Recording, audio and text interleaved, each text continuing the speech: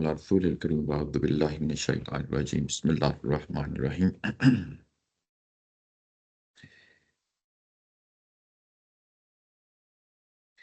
پچھلی دفعہ ہم آیا نمبر 10 سورہ آراف کی دیکھ رہے تھے،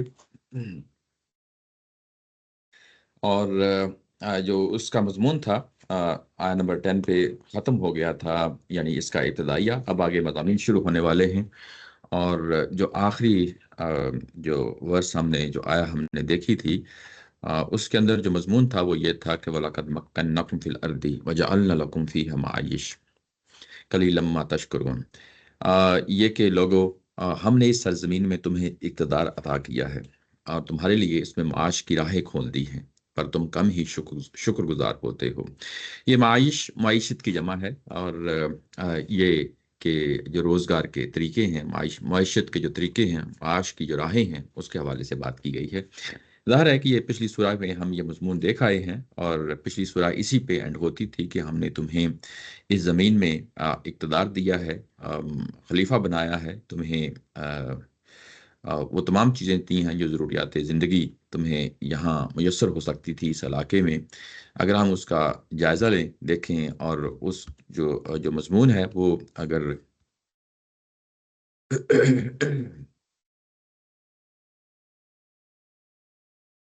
وہ یہ ہے کہ وَهُوَ الَّذِي جَعَلَكُمْ خَلَائِفَ الْأَرْضِ وَرَفَعَ بَعْضَكُمْ فَوْقَ بَعْضٍ دَرَجَاتٍ لِيَبْلُوَكُمْ فِي مَا آتَاكُمْ، جو کچھ تمہیں ہم نے دیا ہے اس میں ظاہر ہے ہم نے ایک دوسرے پہ تمہیں فوقیت دی ہے، درجات کی صورت میں، معیشت کی جو معاشی تگ و دو میں یا سیاسی تگ و دو میں تم لوگ آگے نکل گئے ہو، اور زمین میں تمہیں جو ہے نا ایک طرح کی حکومت دی ہے، ایک طرح کا تمہیں خلیفہ بنایا ہے۔ اور یہ پہلو ہے، ظاہر ہے کہ یہاں پہ بھی اگلی سورہ میں آ کے اس کو اسی طریقے سے یہاں پہ آیا نمبر 10 میں جو ہے نا آ کے بیان کر دیا گیا ہے، اور جب یہاں بیان کیا اور اس کے بعد آگے اب یہ مضمون شروع ہوتا ہے۔ لیکن اس کے ساتھ ہی ایک اہم چیز ہے جو یہاں پہ کلو چھوڑ دیا ہے، قلیلا ما تشکرون، کہ جو کچھ تمہیں دیا گیا ہے تم کم ہی شکر گزار ہوتے ہو۔ ہونا تو یہ چاہیے تھا کہ یہ نعمتیں پاتے، اللہ تعالیٰ کی طرف سے یہ عنایات پاتے، تمہیں معیشت کی صورت میں اور سیاست کی صورت میں جو کچھ تمہیں ملا ہے اس کی بنیاد پہ تم اللہ کا شکر ادا کرتے اور توحید پہ قائم و دائم رہتے، لیکن تم نے کیا رویہ اختیار کیا؟ تم نے ناشکری کا رویہ اختیار کیا۔ یہ وہ رویہ ہے جس کی آگے جو ہے نا مثال شروع ہوتی ہے کہ اگر تم نے اپنا یعنی یہ رویہ سمجھنا ہے کہ اس کی نوعیت کیا ہے، تو آئے تمہیں ہم سمجھا دیتے ہیں۔ اس کو تم اپنی ہی جو سٹوری ہے، اپنی ہی جو تمہاری کہانی ہے، تمہارے جد امجد حضرت آدم علیہ السلام کی جو کہانی ہے، اور اس کے ساتھ جو ابلیس کا معاملہ ہوا تھا، اس کی روشنی میں اپنے رویوں کو سمجھ لو۔ اور اس کا آغاز یہاں سے کیا تھا، وَلَقَدْ خَلَقْنَاكُمْ ثُمَّ صَوَّرْنَاكُمْ ثُمَّ قُلْنَا لِلْمَلَائِكَةِ اسْجُدُوا لِآدَمَ، اور یہ بات یہ کہ تم کو ہم نے پیدا کیا تھا اور اس کے بعد تمہاری صورتیں بنائی تھیں، اور اس کے بعد فرشتوں کو کہا تھا کہ تم آدم کو سجدہ کرو۔ یہ کہ تمہیں پیدا کیا اور تمہاری صورتیں بنائی، اس کی تفصیل ہم نے پچھلی دفعہ دیکھ لی تھی کہ یہ اصل میں یہ جو کچھ بیان یہاں پہ کیا جا رہا ہے وہ یہ کہ انسان کو، بشر کو، اور جب انسان کی ابتدا کی گئی تھی تو اس کو زمین سے ایک جسے مٹی، گلی مٹی، کیچڑ، گارا جسے کہا جاتا ہے، پرانے مجید جگہ جگہ جو ہے نا اس کا بیان دیتا ہے، اور کہتا ہے کہ جب ہم نے انسان کی ابتدا کی تھی تو ہم نے گلی مٹی سے اور گارے سے جو ہے نا اس کا آغاز کیا تھا۔ یہ بالکل ایسے ہے جیسے جو ہے نا ایک انڈے سے جو ہے نا کوئی چوزا جانور نکل آتا ہے، ایسے ہی کھنکھلاتی ہوئی مٹی تھی، یہاں سے جو ہے نا انسان کی ابتدا ہوئی تھی۔ اور قرآن مجید کے دوسرے مقامات سے ہمیں معلوم ہوتا ہے کہ یہ بالکل ایسے ہی جو ہے نا آغاز ہوا تھا جیسے یعنی زمین سے درخت اگتے ہیں، اور یہ سلسلہ ایک عرصے تک جاری رہا، اور اس کے بعد انسانوں کے اندر ہی یعنی جو کام مٹی کے پیٹ میں ہو رہا تھا، اس کے بعد یہی کام یعنی یہ کہ یعنی انسانوں کے پیٹ میں ہونا شروع ہو گیا، اور اس کے بعد یہ نسل ہے، حیوانی نسل، یہ کتنے ہزار سال رہی، کتنے لاکھوں سال رہی، ہمیں اس سے یعنی کوئی قرآن مجید اس کا کلو نہیں دیتا، لیکن اگر کوئی سائنس جو ہے نا اس معاملے میں کچھ پروگرس کرنا چاہتی ہے تو ضرور کرے۔ یہ جتنے بھی ہمیں جو ڈھانچے ملتے ہیں، ہڈیاں ملتی ہیں جن کی یعنی کاربن ڈیٹنگ جو ہے وہ ہمیں بتائی جاتی ہے کہ ہزاروں سال ہے، لاکھوں سال ہے، تو وہ یہی چیزیں ہیں جو ہم ظاہر ہے کہ اس صورت میں دیکھتے ہیں۔ اور یہ جو حیوانی وجود ہے یہ ایک دور تک جو ہے نا گزرا ہے، اور اس کے بعد جا کے اس کا تصویہ ہوا ہے۔ یہ صورنکم، یہ اسی کی جو ہے نا علامت ہے یہاں پہ۔ خلقنکم جب دوسرے الفاظ کے ساتھ مل کے آتا ہے تو اس کا جو مفہوم بنتا ہے وہ یہ بنتا ہے کہ ڈیزائن کرنا، اور صورنا جب اس کے ساتھ آ جاتا ہے یعنی اس کو آخری شکل دینا، یہ اس مفہوم میں آئے گا۔ یعنی ایک پورا سفر ہے جس کو یہاں پہ بیان کیا گیا ہے سما کے لفظ سے کہہ کے۔ اور اس کے بعد یہ سما قلنا للملائکۃ اسجدوا، اور جب ظاہر ہے کہ یہ بھی پھر سما آ گیا ہے تو یہ پتہ نہیں کتنا ٹائم لگا ہوگا کہ یہ جو سیریمنی ہے جس میں جو ہے نا سجدہ کروایا گیا ہے، یہ کوئی ضروری پیدائش کے ساتھ ہی ہو گیا ہو۔ اس میں حضرت آدم علیہ السلام ایک شعوری زندگی تک پہنچنا ضروری ہے تاکہ معلوم ہو کہ جو کچھ یہ ہو رہا ہے اس کی نوعیت کیا ہے، جس کو یہاں ظاہرہ کے وعدے کیا گیا ہے۔ اور اس کے بعد اس میں ایک اور خاص اسلوب ہے، وہ بھی سامنے رہے۔ یہاں پہ خلقنکم کا لفظ آیا ہے اور صورنکم کا لفظ آیا ہے۔ یہ اصل میں خطاب کن کو کیا جا رہا ہے؟ مشرکین مکہ کو کیا جا رہا ہے۔ اور جب کم کم کہہ کے اس طریقے سے بات کی جاتی ہے تو گویا کہ یہ معاملہ ان کے ساتھ بھی پیش ہو رہا ہے، یعنی ہوا تو یہ تاریخ میں ہے، یعنی لاکھوں سال پہلے یہ واقعہ پیش آیا کہ جس میں انسان کا آغاز ہوتا ہے اور اس کے بعد اس کی تصویر بنتی ہے، صورنکم کا لفظ آتا ہے۔ لیکن کم اس کا سیگا یہ جو پروناؤنز آ رہے ہیں یہ کن کے لیے استعمال ہوئے ہیں؟ تو یہ مشرکین مکہ کے لیے استعمال ہوئے ہیں۔ یہ قرآن مجید کا یہ اسلوب ہے۔ جس دور میں یہ قرآن مجید نازل ہوا ہے اس زمانے میں یہ چیز عام تھی، جس میں ہم پیچھے بھی پڑھ آئے ہیں سورہ بقرہ کے اندر، جس میں یہ کہ وَإِذْ نَجَّيْنَكُم مِّنْ آلِ فِرْعَوْنَ، تو وہاں پہ یہ فریز لائی گئی تھی کہ حالانکہ جو یہودی تھے مدینہ کے، وہ براہ راست مخاطب تھے، انہی سے بات ہو رہی تھی، لیکن بات اس طرح کی کہ یہ تمہارے ساتھ ہی وہ فرعون نے جو معاملہ کیا تھا، تو گویا کہ ان کے بااجداد کی جو ہے نا وہ اس طریقے سے گنوا کے، اس طریقے سے بیان کر کے کہ یہ بیسیکلی تمہارا ہی واقعہ ہے۔ تو ایسے ہی جہاں پہ جب مشرکین مکہ کو یہ بات کہی جا رہی ہے تو یہ اصل میں تمہارا ہی واقعہ ہے، یعنی اس میں کے اندر یہ کلیریفیکیشن ہے کہ یہ تو ہے کہ آدم علیہ السلام کو اللہ تعالیٰ نے پیدا کیا، جی جی اس کے بعد باقی لوگوں کو اللہ تعالیٰ نے پیدا نہیں کیا، وہ آدم علیہ السلام ہی کے اولاد، کیا یہ قرآن شریف کے اندر ہے؟ جی جی، یہی تو بات جگہ جگہ کہی جاتی ہے کہ تم اس کی اولاد ہو، تم اسی جوڑے سے جو ہے نا سورہ النساء کے اندر آغاز کہاں سے جو ہے نا ہوا تھا، یہی ہوا تھا کہ اس کے بعد ہم نے یہی دونوں سے جو ہے نا اولاد شروع کی، اور اس کے بعد دنیا جہاں میں جو ہے نا ان کو پھیلا دیا۔ تو یہ تو بات ہے، دونوں ہی اس کی اولاد ہو۔ یہ دونوں ہی یہ جو جی اس سے آدم علیہ السلام سے جو پہلے کے لوگ تھے جی جی ان کو تو یہ مطلب جو انسان ہی نہیں کہا جا سکتا، وہ تو انسان جی حیوانی قالب کا ہے، حیوانی قالب کا ہے، جی جی لیکن ان کو بھی ہم نے تمہیں پیدا کیا، جی جی تو یہ کیسے ہوا کہ یہ ہم تو وہ تو ہے ہی نہیں؟ وہ اگر دیکھا جائے تو شاید ہمارے ڈی این اے وغیرہ بھی نہ میچ کرتا، کچھ بھی نہ میچ کرتا ان سے، جی جی وہ تو ایک تھا، ایک ڈفرینٹ وہ چیز تھی، اور اس کو پھر جی جب ہم اس کو ایک سائنسی نقطہ نظر سے دیکھتے ہیں تو ظاہر ہے کہ وہ چیزیں تھوڑی سی ڈفرینشیٹ ہونا شروع ہو جاتی ہیں، لیکن جب اس کو زبان کے اسلوب کے تحت دیکھا جاتا ہے تو پھر اس کو جو ہے نا سائنسی زبان میں بیان نہیں کیا جاتا، اس کو پھر یہی بتایا جاتا ہے کہ تمہارا آغاز جو ہے نا مٹی سے ہوا تھا۔ اور قرآن مجید یہ انگلی رکھ کے بتا دیتا ہے کہ جس کو آدم کہا جاتا ہے یا جس کو ہوا کہا جاتا ہے، یہ اصل میں اس کا آغاز کہاں سے ہوتا ہے، تو وہ اس پہ انگلی رکھ دیتا ہے قرآن مجید، لیکن اس کے بعد باقی جو کچھ ہوا اس کی تفصیل ہمیں نہیں میسر ہوتی۔ یہ میں وہی کیونکہ ان کے پیدا ہونے کا طریقہ بھی ڈفرینٹ تھا، ان جی کے جسمانی وہ بھی ڈفرینٹ تھا، سب کچھ ڈفرینٹ تھا، پاسبلٹی پھر وہ کیسے وہ انسان یہ اس کے انسان کو پھر اس کے لیے یہاں پہ سورنا کا لفظ آ گیا ہے، لیکن عمومی طور پہ تسویہ کا لفظ آتا ہے۔ تسویہ کا مطلب یہی ہوتا ہے کہ اس کو بیلنس کرنا، اس کو پرپورشن ایک خاص شکل میں دے دینا، تو وہ ظاہر ہے کہ یہ ٹائم لگا ہے۔ تسویہ جو ہے نا وہ بیسیکلی اگر آپ نے اس کو میچ کرنا ہے کسی سائنسی ٹرمنالوجی کے ساتھ تو تسویہ کا لفظ جو ہے کیونکہ نا اس میں سے ایک اور جو چیز مجھے سمجھ آ رہی ہے کہ پھر تمہاری یہ جو ہے ہم نے تمہیں پیدا کیا پھر تمہاری صورتیں بنائی، مطلب یہ تو ہمیں پتہ ہے کہ ارواح کو پہلے بنایا گیا تھا، جی جی تمام روحیں پہلے بنائی گئی تھی، پھر وہ سوال بھی کیا گیا، انہوں نے بتایا بھی کہ ہاں ہم اس بوجھ کو قبول کرتے ہیں، اس کے بعد اللہ تعالیٰ نے آدم یہ سورہ سجدہ میں ظاہر ہے کہ یہ اسلوب جو جس طریقے سے قرآن مجید چیزیں بیان کر رہا ہوتا ہے، جہاں اس کی تفصیل آئی ہوتی ہے وہاں جا کے دیکھنا چاہیے۔ جہاں چیزیں سمرائز کر کے بتاتا ہے تو وہاں وہ اس پہ تکیہ اس طرح لگانا کہ بس یہی چیز ہے، وہ ٹھیک نہیں ہوتا۔ تو سورہ سجدہ میں جا کے جو ہے نا ہم جا کے دیکھیں گے، وہاں بڑی تفصیل کے ساتھ بتایا گیا ہے کہ جب انسان کا آغاز کیا تھا تو وہاں پہ لفظ یہ ایسے ہوتا ہے۔ اس چیز سے لنک کرنے کے بجائے کہ جب انسان کا آغاز کیا تھا، آپ جی اس آیت سے کیوں نہیں لنک کر رہے کہ جب وہ بتا رہے ہیں کہ یہاں پہ جو ارواح پہلے پیدا کی تھی جی اللہ تعالیٰ نے وہ پہلے بنائی، دیکھیں اس کے بعد جی میں سمجھ رہا ہوں، اس میں خلقناکم جو ہے نا یہ لفظ آ گیا ہے تو یہ ظاہر کی چیزیں ہیں، ہاں مطلب وہ اتنی ڈیپ ڈیپتھ میں جو ہے نا اس کو اوائڈ کرنا چاہیے۔ یہ عمومی اسلوب ہے جو ہمارے اساتذہ جو ہے نا اس چیز کو اختیار کرتے ہیں کہ جو ظاہر کی چیز ہے اس پہ فوکس کریں، تو اچھا، وہ روح کے ہونے وہ کا نہیں ہے، وہ ظاہر ہے کہ وہ دنیا تفصیل ہے۔ دنیا میں پیدا ہونے کی چیز ہے، جی اس کی طرف اشارہ کر رہے ہیں۔ ایسے ایسے یہ یعنی اس پہلو سے ہے۔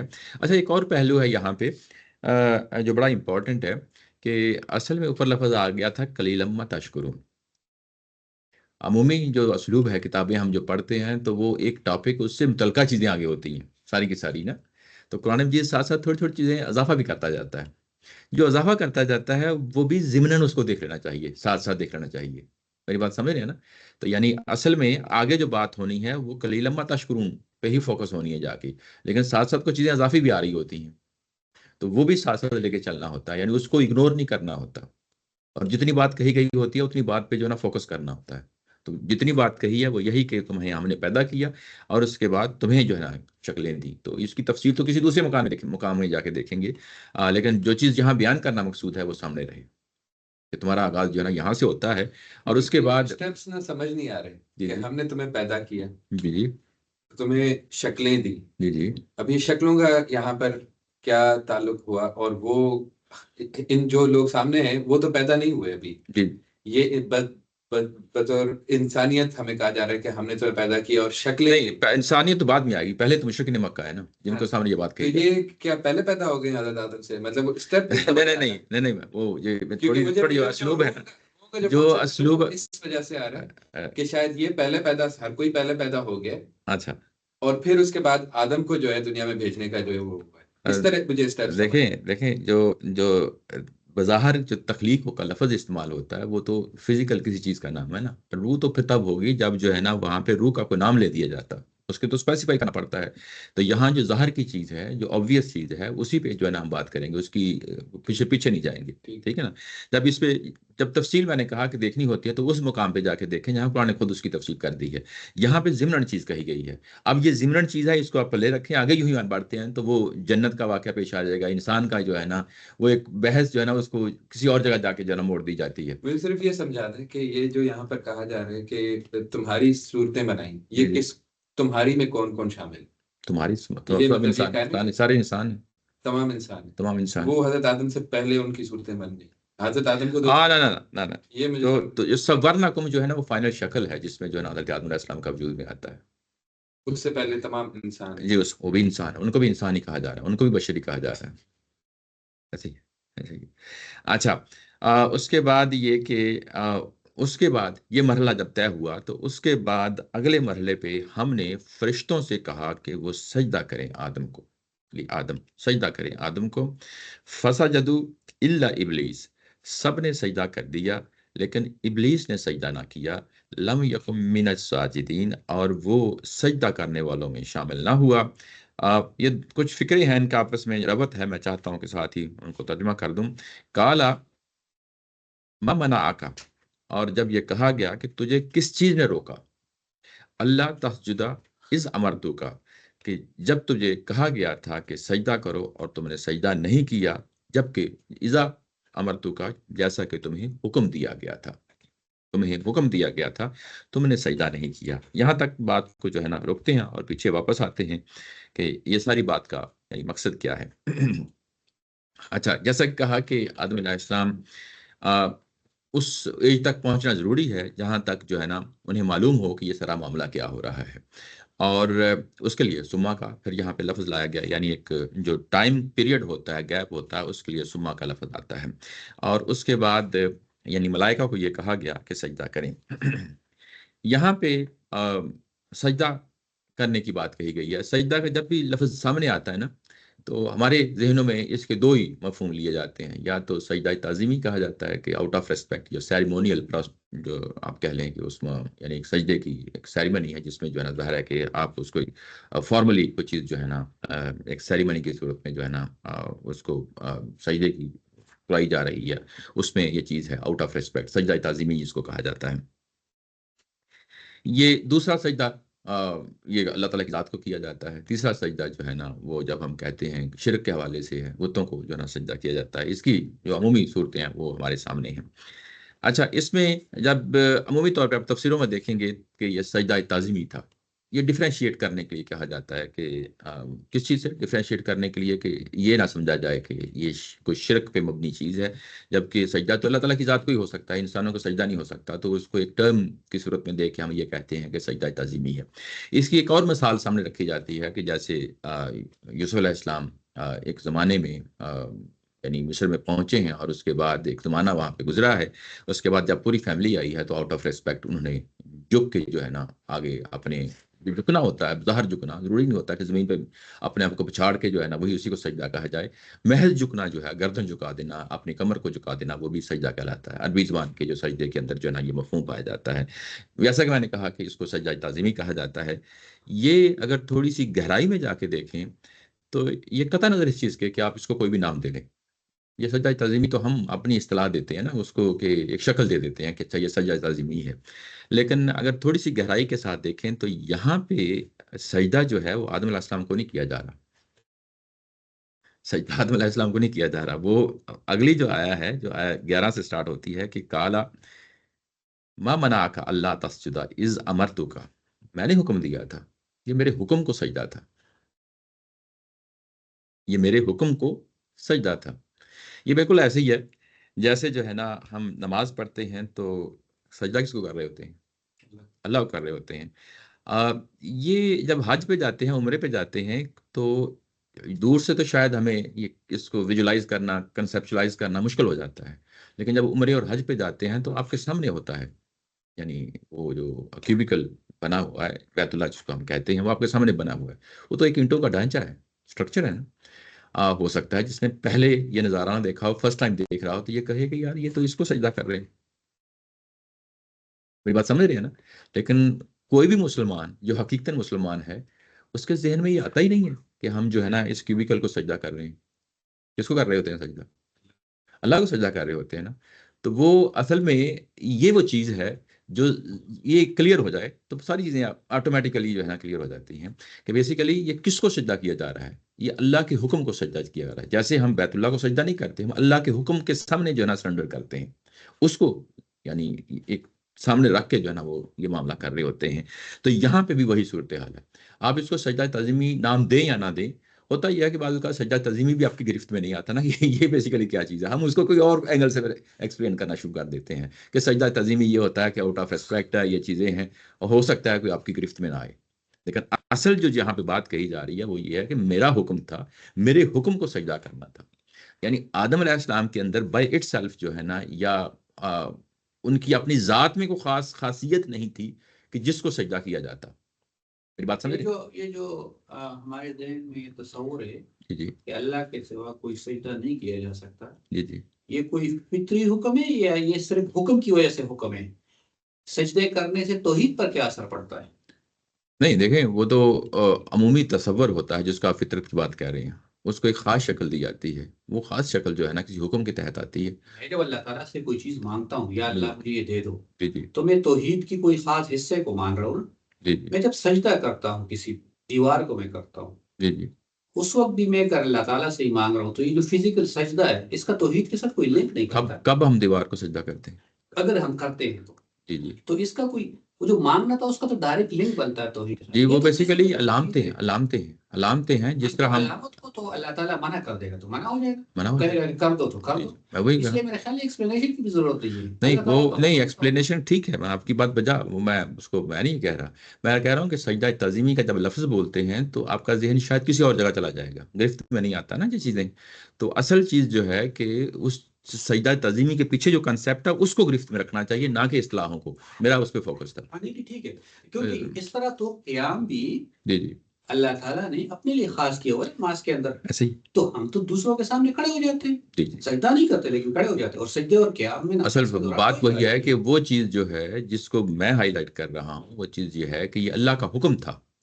اللہ کے حکم کو جو ہے نا اس کے سامنے جو وہی اصل یہ پوائنٹ ہے. جی اصل پوائنٹ یہ اللہ کا حکم ہی ہے. یہ اللہ کا حکم تھا جس کے سامنے جو ہے نا سرنڈر کرنا ہے. اچھا، یہاں پہ یہ چیز واضح ہو گئی کہ سجدے سے یعنی کیا مراد ہے. اچھا، اور یہ سجدہ کس کو کیا گیا؟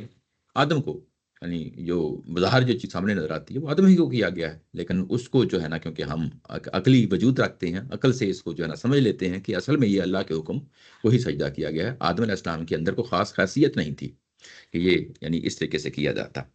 اچھا، اس کے بعد اس میں ایک چیز واضح ہے کہ جب ہم یہ پوری صورتحال پڑھ لیتے ہیں تو اس میں ایک ایسپیکٹ ہے، وہ بھی ایک ہڈن ایسپیکٹ ہے۔ وہ ہڈن ایسپیکٹ یہ ہے کہ جب یہ حکم دیا گیا تو اس کی غایت نہیں بتائی گئی، مقصد نہیں بتایا گیا۔ یہ بڑا امپورٹنٹ پہلو ہے، یعنی فرشتوں کو یہ کہا گیا کہ سجدہ کرو، لیکن اس سے کیا مقصد حاصل کرنا ہے وہ نہیں بتایا گیا۔ یہ صورتحال مذہب میں بھی پیدا ہو جاتی ہے۔ سورہ مائدہ میں ہم نے دیکھا کہ وہاں پہ احرام کی حالت میں شکار کو منع کر دیا گیا، اور اس کی جسٹیفیکیشن یہ دی گئی تھی کہ میرا حکم ہے، ٹھیک ہے نا؟ یعنی یہ کہنا کہ میرا حکم ہے یہی اس کی غایت بن جاتا ہے، یعنی وہی اس کا مقصد بن جاتا ہے کہ کام کرنے کے لیے کہا جاتا ہے۔ ہم اپنے بچوں کو کہتے ہیں، اپنے سبارڈینیٹس کو کہتے ہیں کہ یہ کام کر دو، ساتھ وجہ بتاتے ہیں۔ ایسا نہیں ہوتا کہ جو ہے نا بس الٹپ جو ہے نا کسی کو حکم دے دیا اس کے بعد کہا کہ یہ کرو، ساتھ وجہ بتاتے ہیں۔ قرآن مجید میں بھی اور اللہ تعالیٰ کی ذات نے بھی جہاں جہاں یعنی کوئی حکم دیا ہے اس کی وجہ بتا دی ہے، غایت بتا دی ہے، یعنی نماز ہو، روزہ ہو، حج ہو، زکوٰۃ ہو، یا کوئی اور جو نا حکم ہو، جگہ جگہ پہ اس کی وجہ بتائی ہے کہ میں تمہیں کیوں منع کر رہا ہوں۔ جیسے شراب پینا، اس سے زنا کرنا ہے کہ اس سے کیا نقصانات ہیں، یعنی اس کے کیا وجوہات ہیں اخلاقیات کے حوالے سے جس کی وجہ سے یہ میں منع کر رہا ہوں۔ لیکن کئی کچھ ایسے پہلو ہیں یعنی مذہب کے اندر بھی، وہاں پہ بھی چیزوں سے منع کر دیا جاتا اور یہ نہیں بتایا جاتا کہ اس کی کیا وجہ ہے۔ جیسا کہ میں نے احرام کی حالت میں بتایا کہ سورہ مائدہ میں اللہ تعالیٰ کی ذات نے خود کہا ہے کہ تم جو ہے نا شکار نہیں کر سکتے، اور اس میں ساتھ یہ وجہ یہ بتائی ہے کہ میرا حکم ہے، اس کے سامنے سرنڈر کرو۔ اس کے بعد اگر ہم عبادات میں بھی دیکھیں تو روزے کی بھی یہی صورتحال ہے، یعنی بیسیکلی ایٹ دا اینڈ اس سے کیا اچیو کرنا تھا۔ یہ تو کہا جاتا ہے کہ تقویٰ ہے، لیکن اس کا کوئی میٹیریل، کوئی اخلاقی طور پہ کوئی چیز ہمارے سامنے آتی ہے، وہ چیز ایسی چیز نہیں آتی، تو وہاں اس کے لیے بھی ہم پھر یہی کہتے ہیں کہ یہ اللہ تعالیٰ کا حکم ہے، اس کے سامنے ہم سرنڈر کرتے ہیں۔ اور ایسے ہی جب ان کو سجدہ کرنے کے لیے کہا گیا تو یہاں اس کی کوئی غرض و قائد نہیں بتائی گئی۔ اب یہ مفہوم انہوں نے خود متعین کرنا تھا کہ اصل میں ہمیں تو اللہ کے حکم کے سامنے جھکنا ہے۔ ایسے ہی جب ہم مذہب کو اختیار کرتے ہیں، یعنی جب ہم سمجھ لیتے ہیں کہ اللہ نے یہ چیز ہم کو دی ہے، تو پہلا ٹارگٹ جو ہے نا ہمارا یہی ہونا چاہیے کہ ہم نے اس کے سامنے سرنڈر کرنا ہے۔ جسٹیفیکیشن سے بعد میں دیکھتے رہیں گے، اس طرح فرشتوں نے بھی کیا ہوگا، جنات نے بھی کیا ہوگا، کوئی نہ کوئی اس کی ریزن جو ہے نا پائی ہوگی، اور اس تسلی کے تحت جو ہے نا انہوں نے سجدہ کیا ہوگا۔ لیکن یہ کہ یہ تو سیکنڈ چیز ہے، سیکنڈری چیز ہے۔ اصل چیز یہ ہے کہ یہ اللہ کے حکم کے سامنے سرنڈر کرنا ہے، اور یہ یہاں پہ بھی ان کو یہ وجہ نہیں بتائی گئی تھی۔ سجدہ کرنا ہے یہ تو کہا گیا، لیکن یہ کہا گیا کہ یہ نہیں کہا گیا کہ یہ کیوں سجدہ کرنا ہے۔ یہی وجہ ہے کہ یہ ایک امتحان بن گیا، اس کو ہم امتحان کہتے ہیں۔ ایک اور پہلو ہے، جب آپ کو کوئی سٹوری سنائی جاتی ہے تو محض اس غرض سے سٹوری نہیں سنائی جاتی کہ یہ محض سٹوری ہے، یہ اس چکر میں نہیں پڑنا چاہیے، بلکہ جب وہ واقعہ بتایا جایا اس کے پیچھے ایک پورا کنٹیکسٹ ہے۔ یہی کہا گیا کہ تم شکر ادا نہیں کرتے، اس کنٹیکسٹ میں انسانوں کو مخاطب کیا جا رہا ہے۔ تو یہاں پہ اصل میں آدم علیہ السلام ہے جو فوکل پوائنٹ ہے، اس پہ ہم نے فوکس کرنا ہے کہ جب ان کو فوکس کرنا ہے تو یہاں ہمیں کیا جو ہے نا سبق ملتا ہے۔ یہاں ہمیں سبق جو ظاہر ہے کہ ہم تو اب سمجھ گئے ہیں نا، جب ان کو بتایا گیا تھا ان کو تو نہیں یہ بتایا گیا کہ سجدہ کیوں کروایا گیا ہے، لیکن اب ہمیں پوری کی پوری سٹوری ہمارے سامنے آ گئی، ہم اس کے نتائج اور واقعوں کو سمجھ لیا، اور سمجھنے کے بعد ہم یہ نتیجہ اخذ کرتے ہیں کہ اصل میں یہاں پہ بات کیا سمجھائی جا رہی ہے، کیونکہ یہ بہت جگہوں پہ یہ چیز پھیلی ہوئی ہے قرآن مجید کے اندر، تو اس سے نتیجہ نکالنے میں ہمیں کوئی اس میں حرج، کوئی دقت پیش نہیں آتی۔ وہ یہ ہے کہ اصل میں یہاں پہ یہ بتایا گیا ہے کہ اگر کوئی فضیلت والی چیز ہے تو اس کی بنیاد یہ نہیں ہے کہ کون کس چیز سے بنا ہے، آگ سے بنا ہے، مٹی سے بنا ہے، یا جو ہے نا یعنی نور سے بنا ہے۔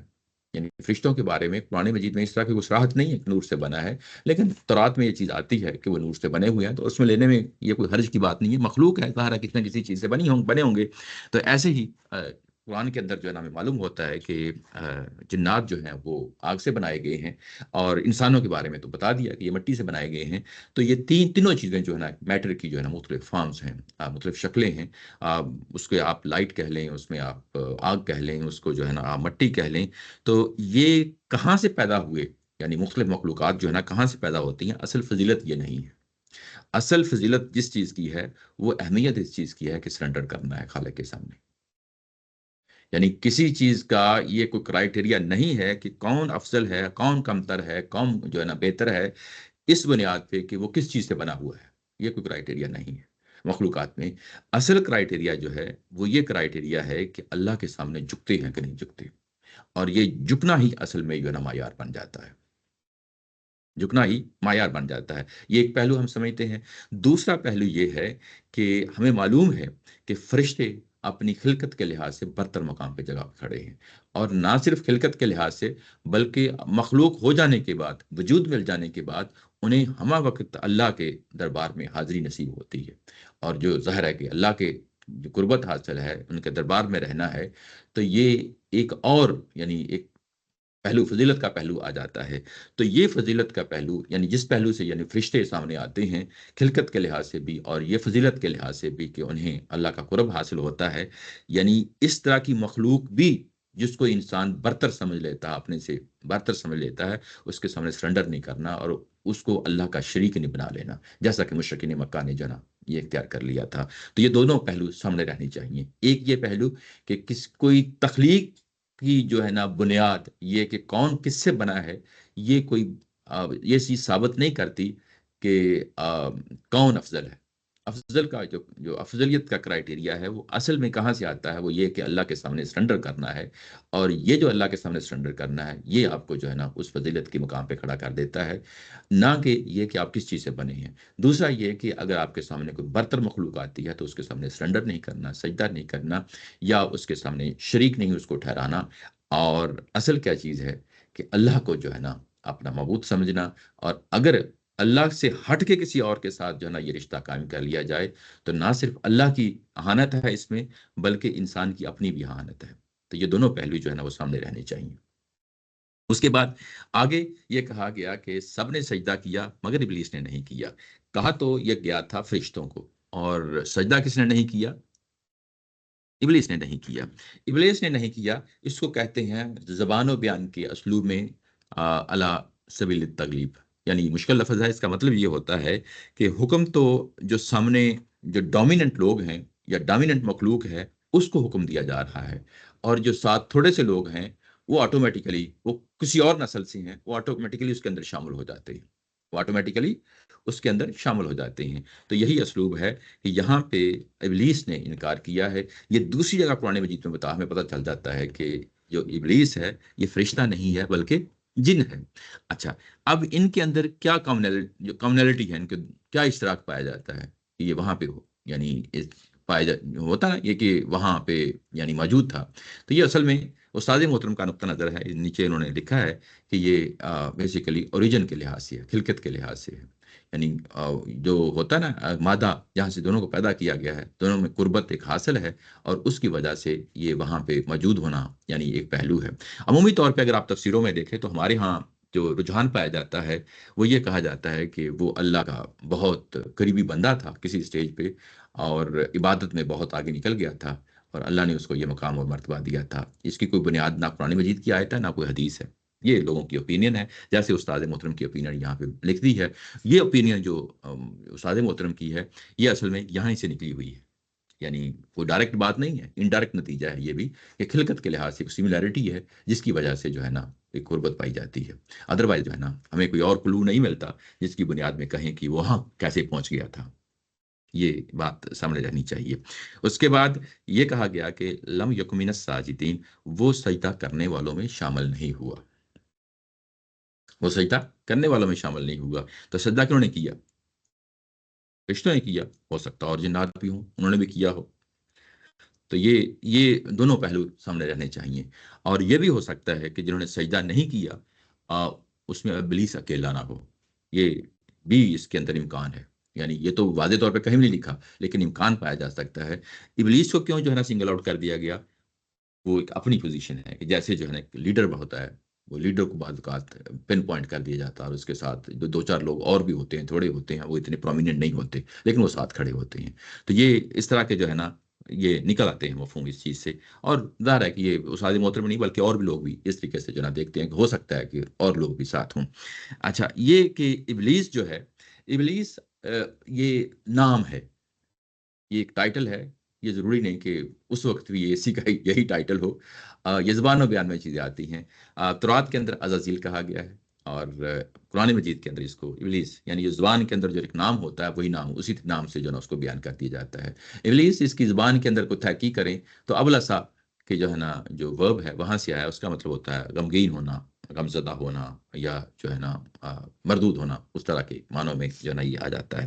اچھا، اس کے بعد یہ کہ اگلی بات یہ کہ کالا ما منع کا اللہ تسجدہ از امرتک، یہ کیا وجہ ہوئی کہ میں نے تمہیں حکم دیا اور تم نے سجدہ نہیں کیا جب تمہیں اس کا حکم دیا گیا تھا. یہاں پہ ما منع کے بعد اللہ کا لفظ آ گیا، یہاں لا آ گیا. یعنی جب ہم یہ کہیں کہ اگر آپ نیچے یعنی ترجمہ پڑھیں تو تجھے کس چیز نے سجدہ کرنے سے روک دیا، تجھے کس چیز نے سجدہ کرنے سے روک دیا، اس کے اندر مفہوم نہیں لکھا گیا. دیکھ رہے ہیں نا، نہیں ہے. روک دینا ہی اصل میں یہ کیا چیز ہے، منفی مفہوم ہے اس کے اندر پایا جاتا.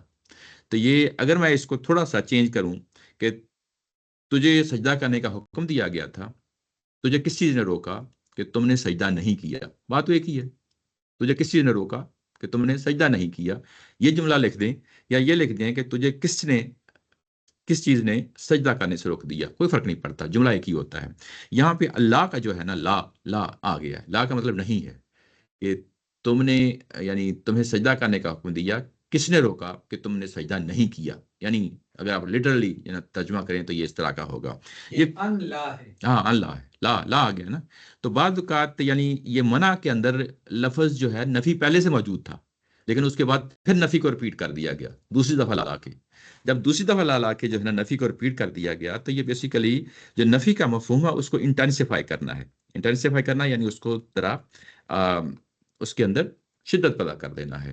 تو یہ وہ شدت یہاں پیدا کر دی گئی ہے کہ تجھے کس چیز نے جو ہے نا روکا تھا کہ تم نے سجدہ نہیں کیا. اب یہ کہہ رہے ہیں کہ یہاں پر ماں منع کا تسجدہ بھی ٹھیک تھا، ان تسجدہ بھی ٹھیک تھا. یہ دوسری جگہ پہ یہ قرآن مجید کے اندر ایک دوسری جگہ پہ یہی سٹیٹمنٹ آئی ہے، وہاں پہ ان کا لفظ آیا ہے، اللہ کا لفظ نہیں آیا. ہاں، تو یہ نیچے حاشیہ ہے، میں اس کا جو ہے نا اس کو ذرا کھولا ہے تاکہ جو ہے نا وہ اگر حاشیہ پڑھتے ہوئے یہ چیز سامنے رہے کہ یہاں پہ لا جو ہے وہ 294 میں جو نیچے حاشیہ ہے اسی کو ہے نا یہاں پہ تفصیل کی ہے. اچھا، یہ تجھے کس چیز نے منع کیا تھا، ابھی ایک واقعہ ہو گیا نا کہ سجدہ کرنے کا حکم دیا گیا اور کچھ نے سجدہ کیا، کچھ نے نہیں کیا. میری بات سمجھ رہے ہیں نا. تو یہ کچھ نے سجدہ نہیں کیا تو اب اس کی وجہ تو پوچھی جائے گی نا کہ ایک حکم دیا گیا تھا اور کسی نے انکار کر دیا. تو یہ تو ایسی بات نہیں ہے کہ آپ خوشی سے کریں یا نہ کریں، یہ تو کوئی آپشن نہیں تھا. آپشن تو یہی تھا کہ تم نے سجدہ کرنا، اگر تم نے سجدہ نہیں کیا تو اب اس کی پوچھ گچھ تو ہوگی نا. اب وہی جو پوچھ گچھ ہے وہی یہاں پہ پوچھا گیا ہے کہ تم نے یہ کام کیوں نہیں کیا. آگے سے اس کا جواب آتا ہے کالا انا خیر منہ، میں اس سے بہتر ہوں.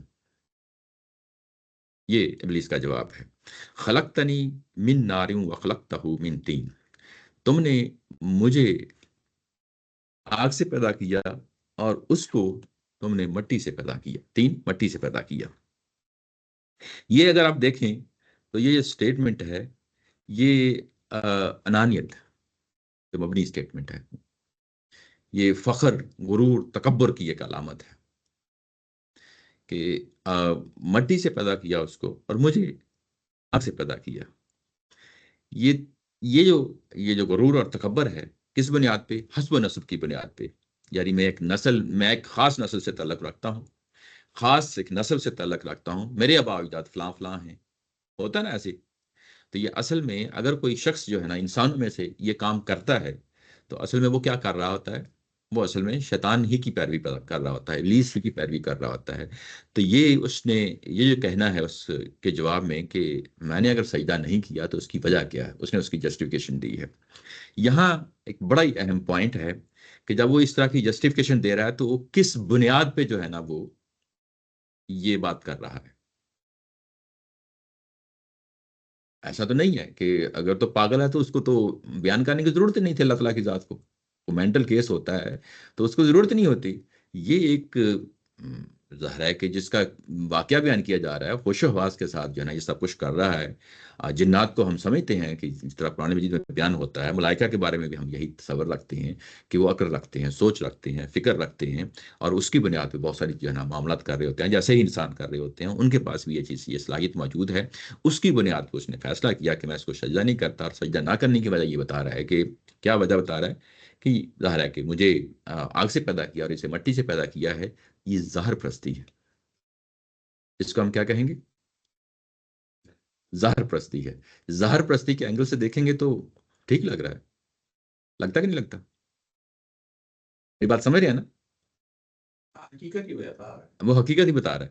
اس میں ایک تھوڑا سا کوشچن ہے تو عجیب سا کوشچن، لیکن ایسا لگتا ہے کہ اب جس طرح یہ سب کچھ ہوا، پھر اس کے بعد جب یہ دنیا بنی اور مطلب کہ انسانوں کی یہ پوری سٹوری اللہ تعالیٰ نے جس طرح سنا دی. ہاں ہے نا، تو اس میں پھر شیطان کے مقابلے کو بھی شامل کر دیا گیا کہ بھی آپ نے اس سے بچنا ہے اور اس طرح کرنا. تو ایسا لگتا ہے کہ مطلب تھوڑا سا ایک کارنر آف دا مائنڈ میں ایک سوال ہوتا ہے کہ کیا یہ مطلب پہلے سے ہی ایسے تھا.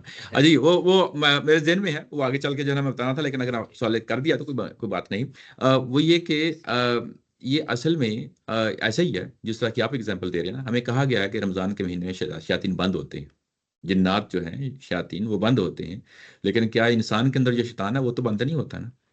تو یہ تھوڑا سا سٹوری کو کمپلیکیٹ ہو گیا ہے، انسانی جو امتحان ہے کمپلیکیشن میں آ گیا ہے. لیکن یہ کہ یہ صرف سول جو ہے نا سنگل سورس نہیں ہے انسان کی گمراہی کا، اور شیطان یعنی جنات یہ کوئی سنگل سورس نہیں ہے.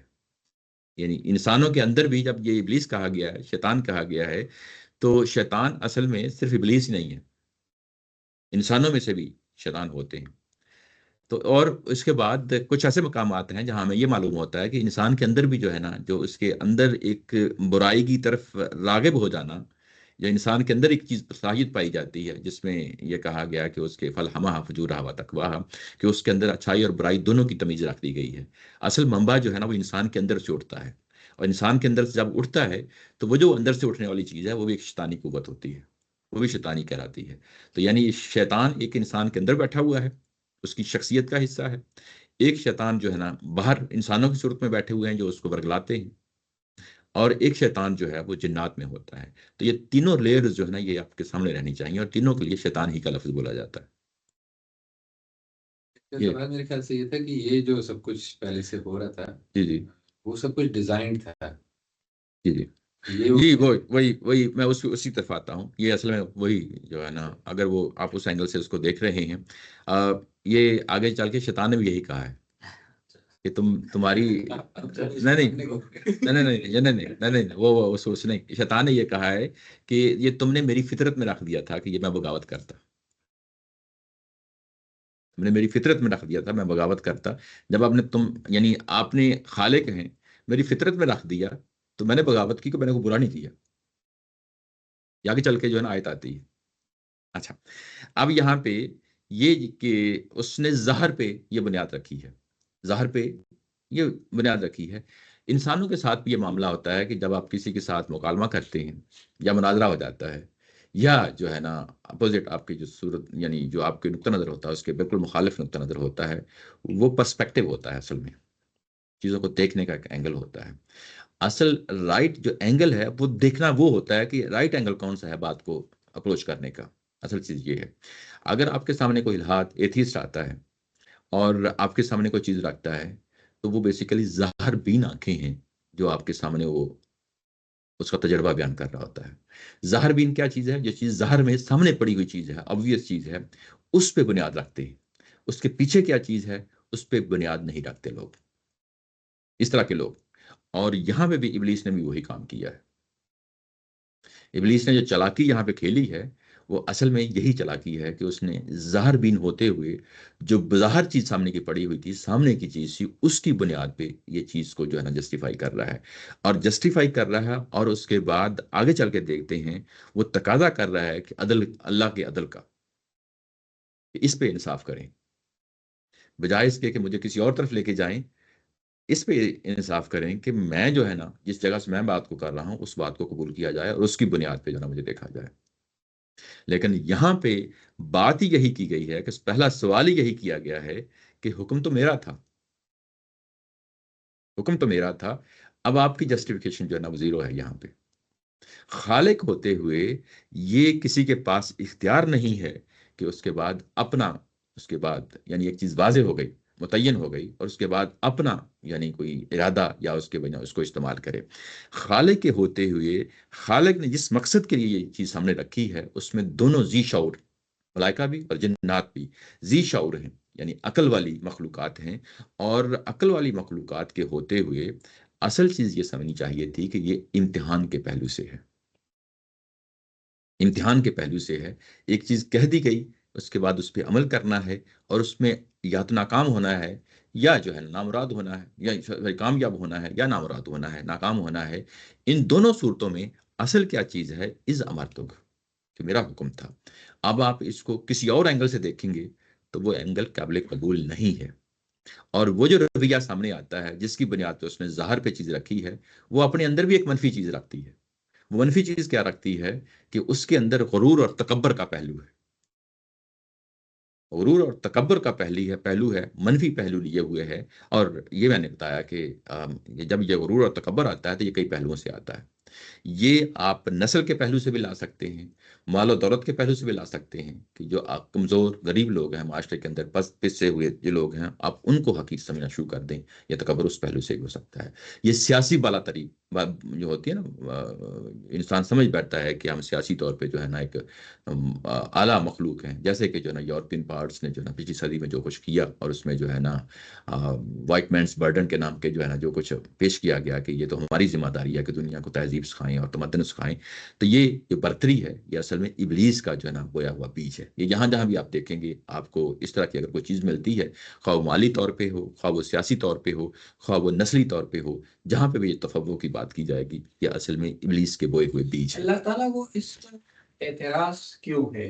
یہ غرور ہم تو جب معاشرے میں دیکھتے ہیں تو یہ تو ایک حقیقت ہے نا، کچھ لوگ خوبصورت ہوتے ہیں جسمانی طور پر، ذہنی طور پر، جی ان کی باتیں خوبصورت ہوتی ہے، ہم ان سے متاثر ہوتے ہیں۔ یہ کوئی بری بات نہیں ہے، یہ اس میں اصل چیز یہ ہے کہ جس کے پاس یہ چیز ہے وہ کیسے دوسرے انسانوں کو دیکھتا ہے، وہ کیسے اپنے خالق کو دیکھتا ہے، کیسے اپنے خالق کو دیکھتا ہے۔ اصل تو یہاں پہ خالق کا پہلو آ گیا نا سامنے، تو اس کے مقابلے میں غرور کر بیٹھا ہے۔ یہ کبریائی صرف اللہ کے لیے جو ہے نا، اصل سارا کا سارا مذہب اسی چیز پہ کھڑا ہے، یعنی جنت اور دوزخ کا جو ہے نا جو تصور ہے وہ اصل میں اسی چیز پہ کھڑا ہے کہ آپ نے تکبر، غرور اور سرکشی نہیں کرنی۔ غرب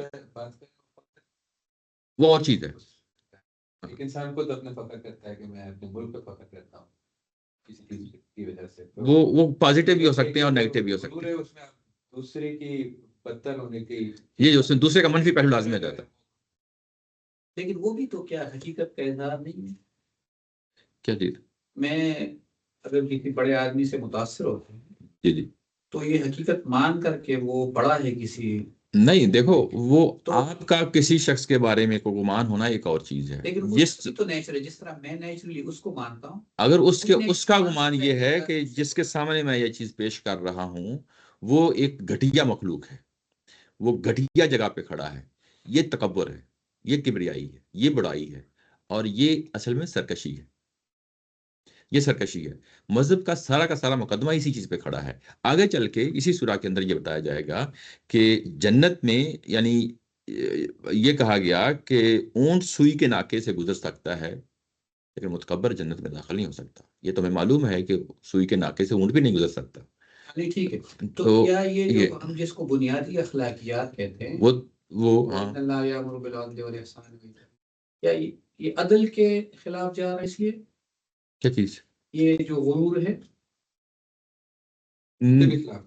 وہ یہ تو چلیں اس پہ بنیاد میں اس کو کیا کہاں سے اللہ تعالیٰ جی میں بتاتا ہوں۔ یہ دیکھیں جو سرکشی ہے نا، یہاں سرکشی یہ لفظ استعمال کیا گیا ہے۔ سرکشی جو ہے اس کو کئی پہلوؤں سے دیکھا جا سکتا ہے۔ کفر بھی اصل میں سرکشی ہی ہے، کفر بھی سرکشی ہے۔ وہ کیوں؟ کہ آپ نے اپنے خالق کو پہچان لیا، خالق کو پہچان لیا، آپ ایک بات کو سمجھ گئے اور اس کے بعد اس کی مخالف سمت میں کھڑے ہو گئے، یہ سرکشی ہے، یہ سرکشی ہے۔ ایک اور لفظ بولا جاتا ہے جس کو ہم لفظ بولتے ہیں فسق۔ جو کفر ہوتا ہے نا یہ آپ کی intellectual manifestation of disobedience ہے، یعنی آپ انٹلیکچولی اس جگہ پہ کھڑے ہو گئے ہیں کہ آپ نے اللہ کا انکار کر دیا، اس کو ہم کفر کہتے ہیں. اور کفر ہمیشہ ایمان کے مقابلے میں آتا ہے. جب بھی ہم ایمان بات کرتے ہیں نا تو ایمان کیا چیز ہے؟ آپ انٹلیکچولی سرنڈر کر دیا اللہ کے سامنے، یہ ایمان ہے. اور انٹلیکچولی آپ نے سرنڈر نہیں کیا بلکہ مخالف جگہ پہ کھڑے ہو گئے ہیں، تو یہ کفر ہے. اور کفر جو ہے وہ بھی سرکشی ہے. اس کے بعد ایک اور لفظ بولتے ہیں جو عملی پہلو سے ہے، وہ فسق کو ہم لفظ بولتے ہیں. فسق کیا چیز ہوتی ہے؟ وہ آپ کی پریکٹیکل، یعنی اسی چیز کی مینیفیسٹیشن ہو جاتی ہے جو آپ نے انٹلیکچوئل کام کیا ہے. انٹلیکچوئل کے لیے ہم کیا بولیں گے؟ لفظ کفر بولیں گے. لیکن پریکٹیکلی آپ عملی طور پہ آپ نے کوئی کام کر دیا ہے، کسی کو قتل کر دیا ہے، بت کے سامنے سجدہ کر دیا ہے، اس کو ہم فسق کہتے ہیں. پچھلی سورہ کے اندر دیکھا کہ جس آپ نے ذبح کر دیا، اللہ کا نام نہیں لیا، اس کو بھی فسق کہا گیا. تو فسق عملی چیزوں کا نام ہوتا ہے. تو فسق ہو گیا. فسق بھی سرکشی ہوتی ہے، فسق بھی سرکشی ہوتی ہے، کفر بھی سرکشی ہوتی ہے. ایک اور اصطلاح ہے جو قرآن مجید میں استعمال ہوتی ہے، ظلم. ظلم یعنی آپ نے عدل سے کام نہیں لیا. ابھی آپ بات کر رہے تھے نا کہ آپ نے عدل سے کام نہیں لیا، تو یہ ظلم بیسیکلی وہ ہے.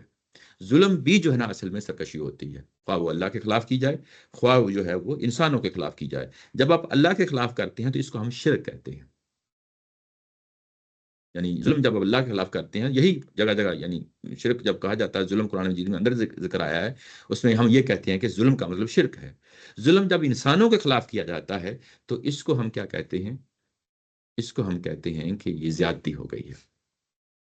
زیادتی ہو گئی نا، کسی کے یعنی حق مار دیا جا کے، تو یہ بھی سرکشی ہوتی ہے.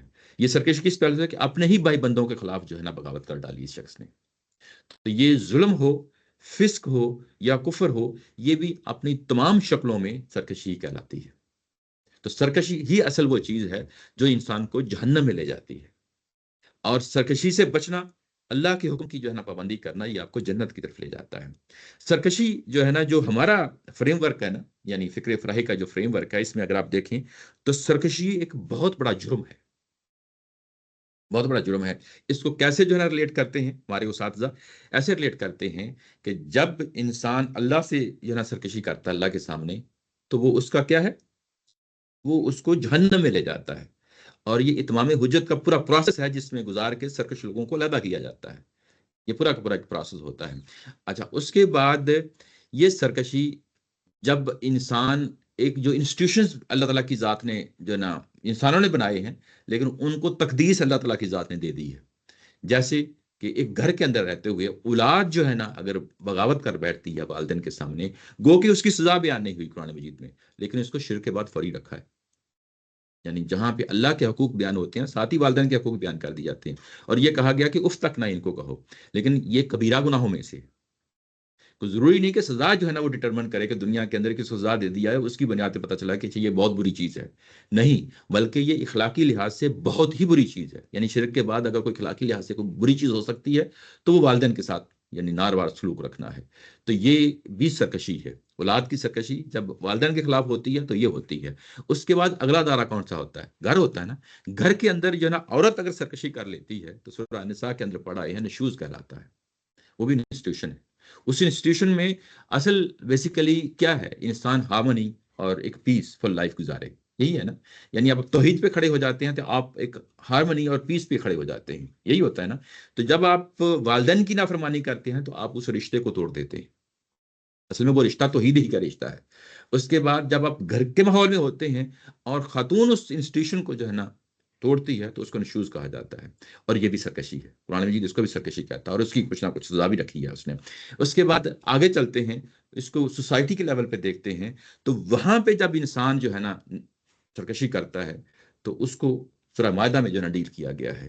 اور وہاں پہ اس کی بڑی سخت سزائیں رکھی ہیں. جب سوسائٹی کی باری آتی ہے تو وہاں پہ اس کو آیت محاربہ جس کو ہم کہا جاتا ہے، بڑی سخت سزائیں رکھی ہیں کہ وہ لوگ جو ایک اسٹیبلش سوسائٹی ہے، پہلے سے موجود سوسائٹی ہے، اس کے پیس کو آپ یعنی ختم کرنا چاہتے ہیں، آپ اس کو تباہ و برباد کرنا چاہتے ہیں، لوگوں کے جان و مال کے در پہ ہو گئے ہیں، آپ لوگوں کو قتل کرنا شروع کر دیا ہے، ریپ کرنا جو ہے نا آپ کرنا شروع کر دیا ہے. تو اس طرح کی چیزوں کے لیے سزا وہاں پہ رکھی ہے. لیکن وہ بھی ایک سرکشی ہے. یعنی سرکشی کے کئی ایک لیولز ہیں. میری بات سمجھ رہے ہیں نا. تو ہمارے اس ڈسکورس کے اندر سرکشی جو ہے نا وہ ایک بڑا پرومیننٹ جگہ پہ ہے کہ یہ اصل میں یہ سرکشی ہی ہے جو انسان کو دوزخ کی طرف لے جاتی ہے. اور اس کی مختلف لیئرز ہیں. آپ کے سامنے آپ کے جو ہے نا وہ تمام پہلو آپ کے سامنے رکھے ہیں. اس کو سعدی مسلم نے اس میں جو آڈیو اور ویڈیو جو دست قرآن جو ہے ان کا بڑی تفصیل کے ساتھ جو ہے نا میں اس کو سمرائز کر کے آپ کے سامنے یہ مختلف ایسپیکٹ جو ہے نا آپ کے سامنے رکھے ہیں. یہ پہلو، یہ سرکشی ایٹ سیلف جو ہے نا، یہ کہاں کہاں اس کی امپلیکیشنز ہے، کہاں کہاں جو ہے نا یہ چیزیں پھیلتی ہیں، یہ چیزیں جو ہے نا وہ سامنے رہنی چاہیے. تو یہاں پہ بھی اصل میں یہ سرکشی تھی. اس نے ظاہر پہ اپنی جو ہے نا بنیاد رکھی ہے، لیکن اصل میں کیا چیز تھی؟ وہ اللہ کا حکم تھا، امتحان تھا، اس سے سرخرو ہونا تھا. ایک دوسری چیز ہے جو سامنے آ گئی ہے. مذہبی جو ٹیکسٹ ہے نا وہ آپ کو بتائے گا کہ اصل میں یہ کیا چیز ہے. ہم نے بھی اسی کے جو ہے نا سامنے سرنڈر کرنا ہے. مذہب نے آ کے جو ہے نا بتا دیا گیا کہ یہ حکم تھا، یہ حکم تھا. حکم کے سامنے اس نے سرنڈر نہیں کیا، لیکن وہ ظاہر بین بن گیا، ظاہر بین بن گیا. اور جب بھی ہم جو ہے نا ہمارے سامنے بھی کوئی دو راستے آئیں گے، ہم نے یہ دیکھنا ہے کہ مذہبی ٹیکسٹ ہمیں کیا کہہ رہا ہے، اس کے سامنے ہم نے اس کو سرنڈر کرنا ہے. ظاہر بین جو ساتھ بیٹھا ہے، ایتھیسٹ بیٹھا ہے یا کوئی اور ایکس وائی زیڈ جو ہے نا یعنی اس میں پولیتھیزم جو ہے نا مشرک بیٹھا ہے، وہ کوئی بھی جسٹیفیکیشن دیتا رہے، وہ ظاہر بین آنکھوں سے جو ہے نا جسٹیفیکیشن دے گا. لیکن ہم جو ہے نا اصل میں جو پیچھے لاجک ہے ہم نے اس کو دیکھنا ہے. وہ لاجک یہی ہے کہ اللہ کا حکم ہے، اس کے سامنے اس کو ہم نے سرنڈر کرنا ہے. یہ وہ پہلو ہے جو سامنے رہنا چاہیے. اچھا، اس کے بعد کالا فہبت منہا، میں اب اس کے بعد یہ کہا کہ یہاں سے نکل جاؤ. اچھا، اس میں تھوڑا سا آگے جاؤں اس سے پہلے کہ ایک اور چیز ہے، کیونکہ یہ دونوں صورتیں آپس میں جوڑا ہیں، ٹوین صورتیں ہیں، یہ سورہ اور پچھلی سورہ. وہاں پہ یہی رویہ وہاں پہ آ چکا ہے. وہ رویہ کیا ہے؟ وہ 52 اور 124 آیا ہے. میں آپ کو وہاں پہ لے جاتا ہوں. 52 میں اگر آپ دیکھیں تو وہاں پہ اس کا آغاز ہوتا ہے وَلَا تَطْرُدِ الَّذِينَ يَدْعُونَ رَبَّهُمْ بِالْغَدَاةِ وَالْعَشِيِّ يُرِيدُونَ وَجْهَهُ مَا عَلَيْكَ مِنْ حِسَابِهِمْ مِنْ شَيْءٍ وَمَا مِنْ حِسَابِكَ عَلَيْهِمْ مِنْ شَيْءٍ. یہاں پہ یہ بتایا گیا اس آیا 52 کے اندر کہ جو آپ کے پاس رسول اللہ صلی اللہ علیہ وسلم کے پاس لوگ آتے ہیں، آپ ان کا خیال رکھیں، اور ان کے کہنے کی وجہ سے، جو مشرکین مکہ کے سردار ہیں، ان کی کہنے کی وجہ سے، ان کی خواہش کی وجہ سے تم نے ان کو اپنے سے دور نہیں کرنا. وہ کیا کہتے تھے کہ جب تک تمہارے پاس یہ معاشرے کے گھسے پٹے لوگ ہیں، غریب لوگ ہیں، یہ جب تک تمہاری کمپنی میں بیٹھے رہتے ہیں، تب تک ہم کیسے جو ہے ان کے اندر بیٹھے؟ یہ کیا چیز ہے؟ یہ بھی وہی تکبر ہے، یہ بھی وہی تکبر ہے. تو اصل میں اب ان کے سامنے یہ سورہ انعام پوری گزر چکی ہے، پچھلے پورے رویے ڈسکس ہو چکے ہیں. اب ان کے سامنے یہ واقعہ رکھا جا رہا ہے، اور وہ اس واقعے میں اپنا آئینہ ایک رکھ دیا گیا ہے. ذرا اپنی تصویر کو دیکھ لو. اس لیے ہم پچھلی سورہ کے ساتھ اس کو ریلیٹ کرتے ہوئے آگے بڑھ رہے ہیں. اس کے بعد دوسری جگہ پہ ہے، اگر آپ دیکھیں 124 پہ، تو وہاں پہ یہ کہا ہے کہ ہم تو اللہ کی ایک آیت بھی قبول کرنے کے لیے تیار نہیں ہیں. وَإِذَا جَاءَتْهُمْ آیَةٌ قَالُوا لَن نُؤْمِنَ حَتَّى نُؤْتَى مِثْلَ مَا أُوتِيَ رُسُولُ اللَّهِ. ہم ان آیات پہ ایمان نہیں لائیں گے جب تک اس طرح کی آیات ہمارے اوپر بھی اتر نہیں جاتی جس طرح ایک رسول پہ اترتی ہیں. دوسری جگہ پہ یہ کہا گیا ہے کہ اگر اللہ نے کتاب اتارنی ہی تھی تو یہ طائف اور یہ مکہ کے جو سردار کہیں مر گئے تھے، ان پہ نہیں اتر سکتی تھی یہ کتاب. یہ ایک یتیم یعنی شخص پہ ہی کیوں جو ہے نا اتری؟ معاشرے کے اندر وہ مقام اور مرتبہ نہیں ہے اس شخص کا جو ہمارا مرتبہ ہے. تو یہ کس چیز کی علامت ہے؟ یہ بھی ابلیس ہونے کی علامت ہے. تو یہ پہلو جو ہے نا یہ سامنے رہنے چاہیے جو پچھلی سورہ ہے، تاکہ اس کے ساتھ ریلیٹ کرتے ہوئے چیزوں کو آگے بڑھے. یہی وہ پہلو ہے جس سے ہم کہتے ہیں نا کہ یہ ٹوین صورتیں ہیں. تو اصل میں دونوں صورتوں آپس میں کوئی نہ کوئی پہلو ہے جو آپس میں اوور لیپ کر رہی ہوتی ہیں. تو یہاں پہ بھی وہی بات ہے. اس کے بعد کہا کہ کالا فہبت منہا. اب یہ کہا گیا کہ تم یہاں سے اتر جاؤ، نکل جاؤ. یہاں پہ اہبتو یعنی فہبت کا لفظ استعمال ہوا ہے. یہ یہاں سے جو لفظ ہے یہ ایک جگہ سے دوسری جگہ چلے جانے کے مفہوم میں استعمال ہوتا ہے. اور جیسے کہ ہم جانتے ہیں سورہ بقرہ کے اندر وہاں پہ کہا گیا کہ انہوں نے تقاضا کیا کہ ہمیں جو ہے نا اچھی کھانے پینے کی چیزیں دی جائیں. تو اس کے بعد اللہ تعالیٰ کی ذات نے یہ کہا تھا کہ اہبتو مصر، کہ آپ کسی مصر ہی میں جو ہے نا چلے جائیں. جس طرح پرانے مصر سے آئے تھے بنی اسرائیل کو، وہاں پہ بھی یہی لفظ استعمال ہوا ہے. یہاں پہ بھی یہی لفظ استعمال ہوا ہے کہ یہاں سے نکل جاؤ، یہاں سے نکل جاؤ. یہاں پہ ہاں جو ہے نا ایک کنفیوژن بن گیا ہے. اس کو کچھ لوگ جو ہے نا کہتے ہیں کہ جنت سے نکل جاؤ. جب الفاظ ہمیں جو ہے نا کوئی چیز نہیں ملتا، کوئی کلو نہیں ملتا، تو ہمیں خام خواہ اضافہ کرنے کی ضرورت نہیں ہونی چاہیے. یہ کسی جگہ پہ بھی جو ہے نا یہاں پہ نہیں بیان کیا گیا کہ تم جنت سے نکل جاؤ. وہاں پہ ہر جگہ جہاں جہاں بھی یہ واقعہ آیا ہے وہاں یہی لکھا ہے کہ یہاں سے نکل جاؤ. یہاں سے نکلنے کا کیا مطلب ہے؟ یعنی اللہ کے دربار سے نکل جاؤ. یہاں مکالمہ ہو رہا ہے، وہاں سے نکل جاؤ. یہاں ایک اور پہلو ہے، یہاں سوال کیا جا سکتا ہے کہ جب اللہ تعالیٰ کی ذات تو ہر جگہ موجود ہے، یعنی دیکھ رہی ہے نا، اس پہلو سے موجود ہے، یعنی ہر جگہ کو دیکھ رہی ہے. جب دیکھ رہی ہے تو ہم اللہ کو محدود تو نہیں کر دیتے کس جگہ پہ. تو یہاں پہ ایسے لگ رہا ہے کہ محدود کر دیا گیا. ایک ذہن میں تصور آتا ہے نا، یہ بالکل ایسے ہی ہے جیسے جو ہے نا اللہ تعالیٰ کی ذات یہ کہے کہ فلسطین کا علاقہ جو ہے بنی اسرائیل کے لیے مقدس کر دیا گیا. سورہ معاہدہ میں دیکھا ہم نے. پھر اس کے بعد جب موسیٰ علیہ السلام کے ساتھ جو ہے نا پہلی وحی کا واقعہ بیان کرتا ہے تو قرآن مجید کہتا ہے کہ وہاں پہ اللہ تعالیٰ کی ذات نے جو ہے نا کچھ مکالمہ کیا، بات کی ہے، تو وہ جگہ بھی مقدس ہو گئی. طوا کا جو ہے نا مقام ہے، یعنی جو کوہ طور کا ایک خاص جگہ ہے، یہاں پہ جو ہے نا واقعہ پیش آیا، اس کو بھی قرآن مجید مقدس کہتا ہے. ایسے ہی مسجدوں کو اللہ کا گھر کہتا ہے. تو یہ جو باتیں ہوتی ہیں، اس طریقے سے بات کرنے کا جو اسلوب ہوتا ہے وہ اصل میں یہ ظاہر کر رہا ہوتا ہے کہ اس سے اللہ تعالیٰ کی ذات کوئی تجسیم نہیں کر دی گئی، کسی خاص جگہ محدود نہیں کر دیا گیا، بلکہ یہاں پہ مکالمہ جہاں پہ ہو رہا ہے، یہ بات ہو رہی ہے، اسی کی بات کہی گئی ہے کہ میرے دربار سے نکل جاؤ، میرے دربار سے نکل جاؤ. یعنی یہاں پہ جو مکالمہ ہو رہا ہے اس جگہ سے نکل جاؤ، یہ بات اس کی کہی جا رہی ہے. یہ کوئی جنت کی بات نہیں کہی جا رہی. یہ جس جگہ بھی مکالمہ ہوا ہے، ایکس وائی زیڈ، جس جگہ پہ بھی سجدے کا حکم دیا گیا تھا، یہاں پہ یہ مکالمہ ہوا ہے، وہاں سے تم جو ہے نا نکل جاؤ. اور فما یکون لک ان تتکبر فیہا، اور تمہارے لیے یہ مناسب نہیں ہے کہ تم اس جگہ پہ اللہ کے ہاں تم تکبر کرو. یہ وہ لفظ آ گیا ہے. پیچھے اس نے اصل میں یہ جو لفظ کہے تھے کالا انا خیر منہ، یہ اصل میں ہے کیا چیز ہے؟ یہ تکبر ہے. یہ تکبر ہے جس کی بنیاد پہ جو ہے نا اس کو یہ کہا گیا کہ تم جہاں سے نکل جاؤ، اور ہمارے جہاں پہ اللہ تعالیٰ کی ذات کی مکالمہ کر رہی ہے اسے کہا گیا کہ تم میرے دربار میں، میری حاضری میں تم اس طرح کا تکبر نہیں کر سکتے.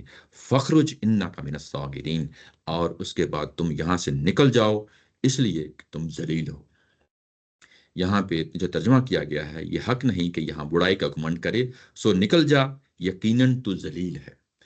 یقیناً تو ذلیل ہے، یہ بھی بڑی اہم سٹیٹمنٹ ہے. ساگر جو لفظ ہے نا، اس کا صغیر اردو میں بھی ہم جانتے ہیں. ایک تو صغیر سائز میں چھوٹا ہونا اس میں آتا ہے، وہ تو ایک اپنا عزیز پہلو ہے.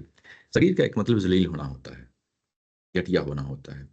اور اس میں خاص طور پہ وہ پہلو آ جاتا ہے جس میں جب انسانوں کا معاملہ ہو یا جنات کا معاملہ ہو، کہ جس میں اپنی ڈگنیٹی، آنر کو کھو دیتے ہیں.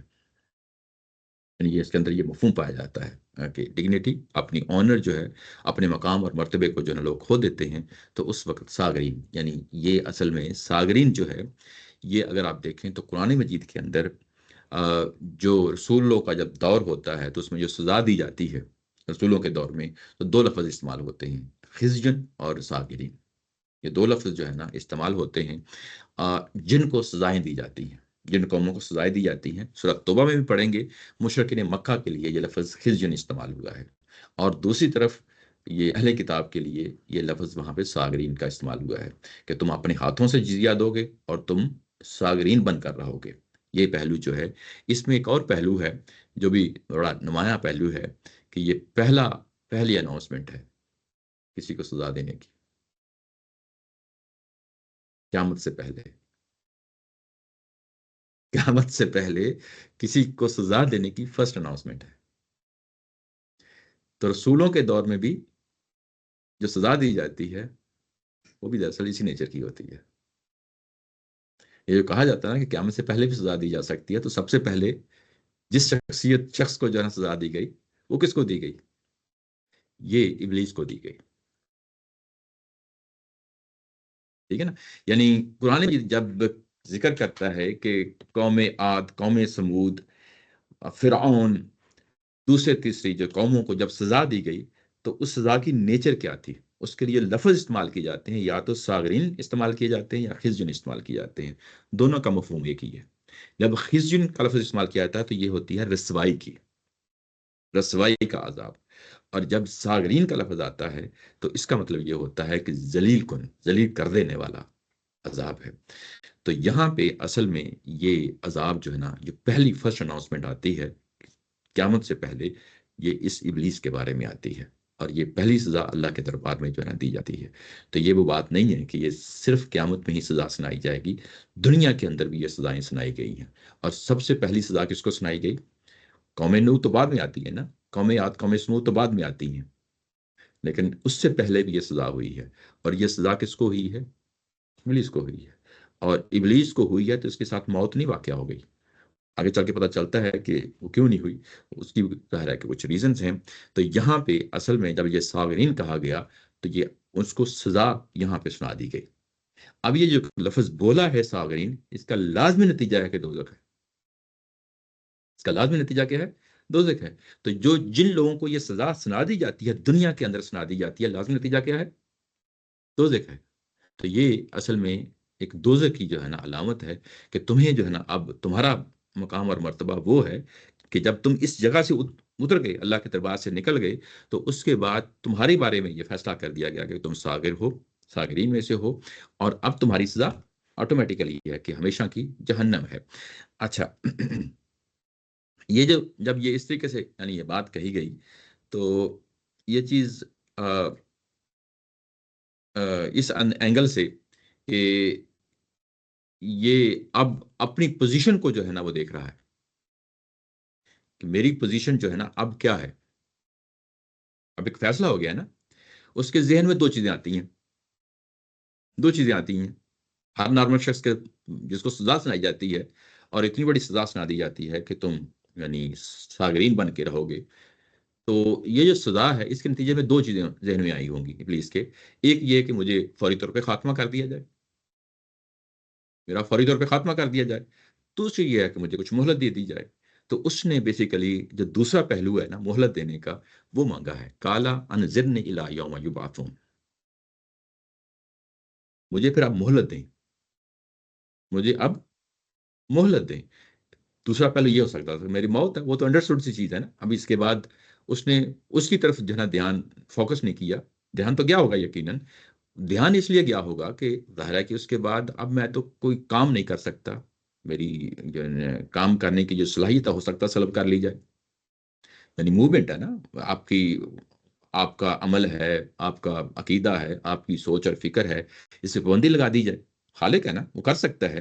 تو اس نے اس چیز پہ فوکس نہیں کیا کہ اس کے ذہن میں آیا ہوگا لیکن فوکس نہیں کیا. اس نے دوسرا پہلو کو جو نمایاں کیا کہ وہ بھی مجھے جو ہے نا موقع دیا جائے کہ مجھے مارا نہ جائے، مجھے خاتمہ نہ کر دیا جائے، مجھے جو ہے نا موقع دیا جائے. اور جب یہ موقع دیا جائے تو اس کے بعد اللہ تعالیٰ کی ذات نے کہا کہ کالا انک من المنظرین، کہ آپ کو مہلت دی جاتی ہے، مہلت دی جاتی ہے. اب یہاں پہ جو مہلت مانگی ہے اور مہلت دی جاتی ہے، مہلت کس پہلو سے مانگی تھی؟ کچھ کام کرنے کے لیے مانگی تھی نا، ٹھیک ہے نا. اور اللہ تعالیٰ کی ذات نے مہلت دے دی. جو اس نے کام کرنا ہے کہ اللہ تعالیٰ کی ذات کو معلوم نہیں تھا؟ معلوم تھا، یقیناً معلوم تھا. جب معلوم تھا تو یہ اللہ کی سنت ہے، مہلت دی ہے. یعنی ایک تو یہ ہوتا ہے نا کہ آپ غصے میں آ کے، انتقام میں آ کے آپ نے فیصلہ کر دیا، کسی نے آپ کے ساتھ مس بہیو کیا ہے، آپ برتر جگہ پہ کھڑے ہیں، آپ نے جو ہے نا جو کمزور آپ کے سامنے ہے اس کے دیا پانچا کر دیا. یہ انتقام ہوتا ہے نا. اللہ تعالیٰ کے ساتھ انتقام نہیں لیتی. جو مہلت کسی کے لیے متعین ہوتی ہے اس مہلت تک اس کو جانے دیتی ہے، اس کو دیکھتی ہے، پرکھتی ہے کہ اس کو کرنے دو، اس کو اپنا پیالہ بھرنے دو، جو جرائم کرنا چاہتا ہے کر لے. اور کسی سٹیج پہ اس کو ہم کہتے ہیں قانون امہال، مہلت دینا. مہلت دینا یہ قوموں کے بارے میں فیصلہ کر لیا جاتا ہے. قرآن مجید کے اندر بھی آتا ہے، قوموں کے بارے میں فیصلہ کر لیا جاتا ہے کہ اب یہ اس پوزیشن پہ پہنچ گئی ہے کہ جب اس کا تیا پانچا کر دیا جائے گا، لیکن پھر بھی مہلت دی جاتی ہے. یہ اسی مہلت کی طرح کی قانون مہلت، یہاں پہ قانون امہال کہا جاتا ہے، جس میں جو ہے نا مہلت دی جاتی ہے. تو یہاں پہ بھی اس کو مہلت دی گئی ہے کہ اس کو ایک وقت تک جو ہے نا یہ موقع فراہم کر دیا جائے. اچھا، یہ جو یہاں پہ اس نے قیامت تک کے لیے مانگا ہے، کچھ لوگوں کا رجحان یہ ہے کہ اس کو قیامت تک کے لیے زندہ رکھا جائے، اور کچھ لوگوں کا رجحان یہ ہے کہ یہ اصل میں ابلیس کو قیامت تک زندہ نہیں رکھنا بلکہ اس کے فعل کو زندہ رکھنا ہے، بلکہ اس کے فعل کو زندہ رکھنا ہے. کچھ لوگوں نے یہ پوزیشن لی ہے. ہمارے دونوں اساتذہ अमीना सिनेस्लाई साहब और गांधी साहब, इन दोनों ने ये पोजीशन नहीं ली। उन्होंने कहा क्योंकि अल्फाज जो है ना हमें हमारे हाथ में गिरफ्त में नहीं आते, तो हम पे इन पे पोजीशन नहीं लेंगे। दोनों ऑप्शंस बता दिए जाएंगे। पॉसिबिलिटी है कि इब्लीस जिंदा है, पॉसिबिलिटी है कि इब्लीस जिंदा भी नहीं है, क्योंकि हमारे पास कोई क्लू नहीं है। जब क्लू नहीं है, ये तो क्लू मौजूद है कि वो जो बात कर रहे हैं इब्लीस, वो मोहलत मांग रहा है, वो मोहलत मांग रहा है, और उसको मोहलत मिली। जी वो तो मिली, तो वो उसी को मिली, जी उसी को मिली। तो यही समझ आ रहा है। नहीं, अच्छा सुने आगे जो बात हो रही है, आगे इसके बाद बात आएगी, वो असल में वो टारगेट कर रहा है आदम को। तो हमें मालूम है कि आदम अकेला नहीं है, उसकी औलाद है उसके अंदर। आदम तो खत्म हो गए, यानी दुनिया से फौत हो गए, ये तो है ना। अच्छा, लेकिन उनकी औलाद है, तो यही चीज जो है ना इसके लिए भी अप्लाई हो सकती है। तो ये दोनों पहलू निकलते हैं, यानी इसके लिए, इब्लीस के लिए दोनों पहलू निकलते हैं, क्योंकि हमारे पास हमारी गिरफ्त में कोई लफ्ज नहीं आता जिसकी बुनियाद पे हम कहें कि ये काम होगा। उसकी उसकी जरूरियत है, उसकी जरूरियत है जी। जिस तरह आदम अलैहिस्सलाम की जरूरियत है, ऐसे ही उसकी जरूरियत है, आगे आगे चल रही है। और वो जिन और इंस में है, जिन और इंस में दोनों में तो वो शामिल, शैतान फिर हम भी मौजूद है जी। ऐसे ही है, ऐसे ही है वो जी। उसके बाद आगे ये बात होती है कि ये मोहलत, मैंने जैसा कि कहा कि ये भी अल्लाह ताला की सुन्नत है, उसके मुताबिक जो है ना इसको मोहलत दी गई है। आगे जो है ना काला फबीमा अगवैतनी लअक़उदन्ना लहुम सिरातकल मुस्तकीम, यूं ही उसको जो है ना ये मोहलत मिलती है तो उसका सीना फूल जाता है, उसका सीना फूल जाता है, नारे मारता है। ठीक है, ये सरकशी की इंतहा होती है। एक आपने गलत काम किया और उसके बाद सीना तार के खड़े हो गए। अब असल में वो जो दुश्मनी है ना, वो खुदा को अपने दुश्मन समझ बैठा है, रहमान को अपना दुश्मन समझ बैठा है। इस स्टेटमेंट से, जो अभी स्टेटमेंट आपके सामने आती है, इसको वो आदम अलैहिस्सलाम को अपना दुश्मन नहीं समझता, इसको वो अल्लाह ताला की ज़ात को, रहमान को अपना दुश्मन समझता है। और ये कहता है, जो उसने बदतमीजी की है, ये कहता है कि इस बुनियाद पे वो बोला है, और वो कहता है कि फिर इसलिए कि तूने मुझे गुमराही में डाला है, इसलिए कि तुमने मुझे गुमराही में डाला है, अब मैं भी औलाद आदम के लिए जरूर तेरी सीधी राह पर गात में बैठूंगा।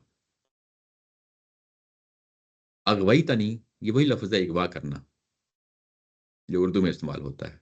एक तो वही वाई यानी इसके मफहूम में होता है, दूसरा जो है ना इसका गुमराह करना, गुमराह करना। अब अगर आप ज़ाहिर भी आंखों से देखें तो यहां पे भी वही काम कर रहा है, जो ऊपर उसने हरकत की थी ना, यहां भी वही काम कर रहा है, लग रहा है ना। लेकिन यहाँ पर जो ये कह रहा है अब मैं भी, तो वो खुद ही है जी। हाँ, वो तो अभी, लेकिन औलाद उसकी खुद की औलाद, लेकिन वो खुद औलाद आदम के आगे खुद उसकी ग्राह में हाथ लगा है। जी आगे अब औलाद आदम का नाम तो नहीं लिया ना, लेकिन तेरे रास्ते में बैठूंगा, तो वो तो उस्ताद मोहतरम उसको खोला है ना कि औलाद आदम के लिए जरूर तेरी राह में जो है ना वो ये काम करूंगा, तो आगे चल के खुल जाता है। क्योंकि आगे जितनी भी ज़मीरें इस्तेमाल हुई हैं, प्रोनाउंस, वो असल में हुम आ गया ना यहाँ पे, लाहुम हुम जो है, ये आदम अलैहिस्सलाम अकेले नहीं है ना यहाँ तो, आ, उनकी औलाद पूरी की पूरी औलाद है। तो वो जिस तरह औलाद के अगेंस्ट अकेला तो नहीं खड़ा हो सकता ना। लेकिन वो जो तो, वो कह रहा है कि औलाद आदम के आगे मैं बैठूंगा, जी जी मैं अपनी बात कर रहा है, जी जी। तो तो जब वो मैं बैठूंगा तो उसमें जरूरी नहीं है कि जरूरत तो अल्लाह ताला ने जिंदगी दे दी उसे। नहीं, तो तो वो तो आगे आगे चल के तो कुरान जी खुद बता देता है ना कि उसकी ज़रूरियत में जो है इंसान भी हैं और उसकी ज़रूरियत में जिन्नात भी हैं, तो वो ये तो बात वाज़िब हो जाती है, ये तो कुरान खुद बता देता है। तो ये तो चीज़ें वाज़िह रहनी चाहिए। ये तो जब सूरह बकरा का आगाज़ होता है, तो जो मुनाफिकीन हैं, उनके सरदार जो हैं, उनके पास जाते हैं, तो उनको भी शयातीन कहा गया है। तो ये तो कुरान मजीद में जगह जगह जिक्र आता है कि उसकी ज़रूरियत में कौन कौन से लोग हो सकते हैं। तो ये चीज़ें तो प्रोमिनेंट होकर सामने आती हैं। अच्छा, इसमें जो अगवाई तना का जो लफ्ज़ इस्तेमाल किया है कि मैं उनको गुमराही में डाल के रहूंगा, ये डायरेक्ट कन्फ्रंटेशन है, डायरेक्ट कन्फ्रंटेशन है। ये असल में क्या चीज़ है, वो कहना ये चाहता है, जो मैसेज कन्वे करना चाहता है कि तूने मुझे बनाया तो किससे था, आग से बनाया था ना, मेरी श्रेष्ठ में रखा था कि मैं अच्छा काम भी करूं बुरा काम भी करूं, جیسے انسانوں کے سرشت میں رکھا ہے، یہ سرشت یہ کہ ان کی فطرت میں رکھا ہے نا کہ اچھا کام کریں برا کام کریں، میری سرشت میں بھی یہی رکھا. تو اگر میں نے جو ہے نا کوئی برا کام کر لیا ہے تو یہ تو تیرا ہی بنایا ہوا طریقہ ہے نا. یعنی اگر میں فطرتاً یہ کام کر بیٹھا ہوں، بغاوت کر بیٹھا ہوں، سرکشی کر بیٹھا ہوں، تکبر کر بیٹھا ہوں، تو یہ میری پوٹینشیل تھا، میرے اندر اسی کا ظہور تو ہوا ہے. یہ اغوئی تھا نہیں کیا ہے؟ تو نے مجھے گمراہ کیا ہے. یعنی سجدہ کرنے کا اصل سمپل ورڈ میں کیا ہے؟ سجدہ کرنے کا حکم دیا ہے نا، سجدہ نہیں کیا. اللہ تعالیٰ کی ذات نے پوچھ لیا، جواب کیا آتا ہے؟ اس کو مٹی سے پیدا کیا ہے اور مجھے آگ سے پیدا کیا ہے. اس کے نتیجے میں حکم کیا ملا؟ تم نے تکبر کیا ہے، تم ساغرین میں سے پہنچ گئے. یہ پورا سفر ہے. یعنی سجدہ کرنے کا حکم دیا سے لے کے اس کو جہنم تک پہنچا دینا، یہ پورا کا جو پورا سفر جو طے ہوتا ہے، اس کے لیے وہ کہتا ہے کہ اغویتا نہیں، تو نے مجبور کیا ہے مجھے، تو نے مجبور کیا ہے. اور مجبور کرنے کا پہلو کیا ہے کہ امتحان میں ڈالا ہے نا اصل میں، اور امتحان میں ڈالا ہے اور اس میں مجھے دونوں آپشن میرے سامنے رکھے ہیں. میں اچھا راستہ بھی اختیار کر سکتا ہوں، برا راستہ بھی اختیار کر سکتا ہوں. اگر میں نے برا راستہ اختیار کیا ہے تو اس میں میری کیا جو ہے نا وہ غلطی ہے. یعنی یہ چیز میرے اندر انہرنٹلی میرے اندر موجود تھی، جو میں ایک مخلوق ہونے کے ناطے سے ایک پروڈکٹ ہوں، اس پروڈکٹ کے اندر یہ فنکشن رکھا ہے کہ یہ کام یہ بھی کر سکتی ہے، تو میں نے اس کو استعمال کیا ہے، مجھے اختیار ارادہ دیا، میں نے اسی اختیار ارادے کو استعمال کرتے ہوئے یہ کام کر بیٹھا ہوں. تو اس میں میری غلطی کیا ہے؟ یہ وہ جبریہ کا نظریہ ہے.